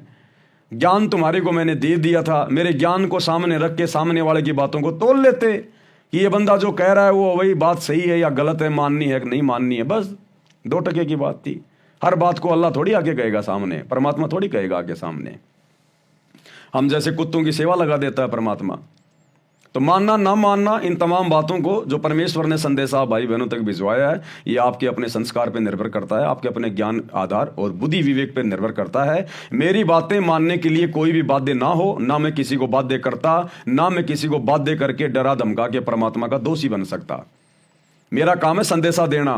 मेरा संदेशा ज्ञान के विरुद्ध भी हो सकता है, क्योंकि मैं एक जीव हूं 2 कोटि का, और मेरा संदेशा सतगुरु के ज्ञान के अनुसार भी हो सकता है। लेकिन आप भगत भाई बहनों की जिम्मेदारी बनती है कि आप सबसे पहले उस बात को, उस ज्ञान को, चाहे कोई भी भाई बहन सुनाए, अपने गुरुदेव के तत्व ज्ञान को बीच में रख के, उस तत्व ज्ञान की रोशनी में चेक करके कि ये सही है या गलत है, क्या मानना है क्या नहीं मानना है, उसके बाद ही अपना निर्णय लें। मुझदास की प्रत्येक बात को आंख बंद करके फॉलो ना करें, अन्यथा परमात्मा के दोषी बनोगे। तो आज के वीडियो में भाई और बहनों हम केवल इतना ही लेंगे। परमात्मा हम सबको आशीर्वाद दे, सद्बुद्धि दे, और रात्रि 8 बजे सभी भाई बहन मुसलमान नहीं समझे ज्ञान कुरान, इस पुस्तक के ऊपर जो वीडियो बन रहे हैं, हम भगत भाई बहनों के लिए भी बहुत गहरी गहरी शिक्षाएं हैं, उसमें भी जुड़िए और वीडियो को ज़्यादा से ज़्यादा शेयर कीजिए। बंदी छोड़ सतगुरु रामपाल जी भगवान की जय हो।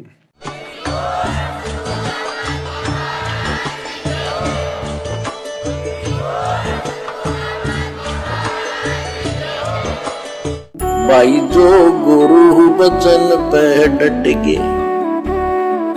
कट गे फंद 84 के, कट गे फंद 84 के, कट गे फंद 84 के।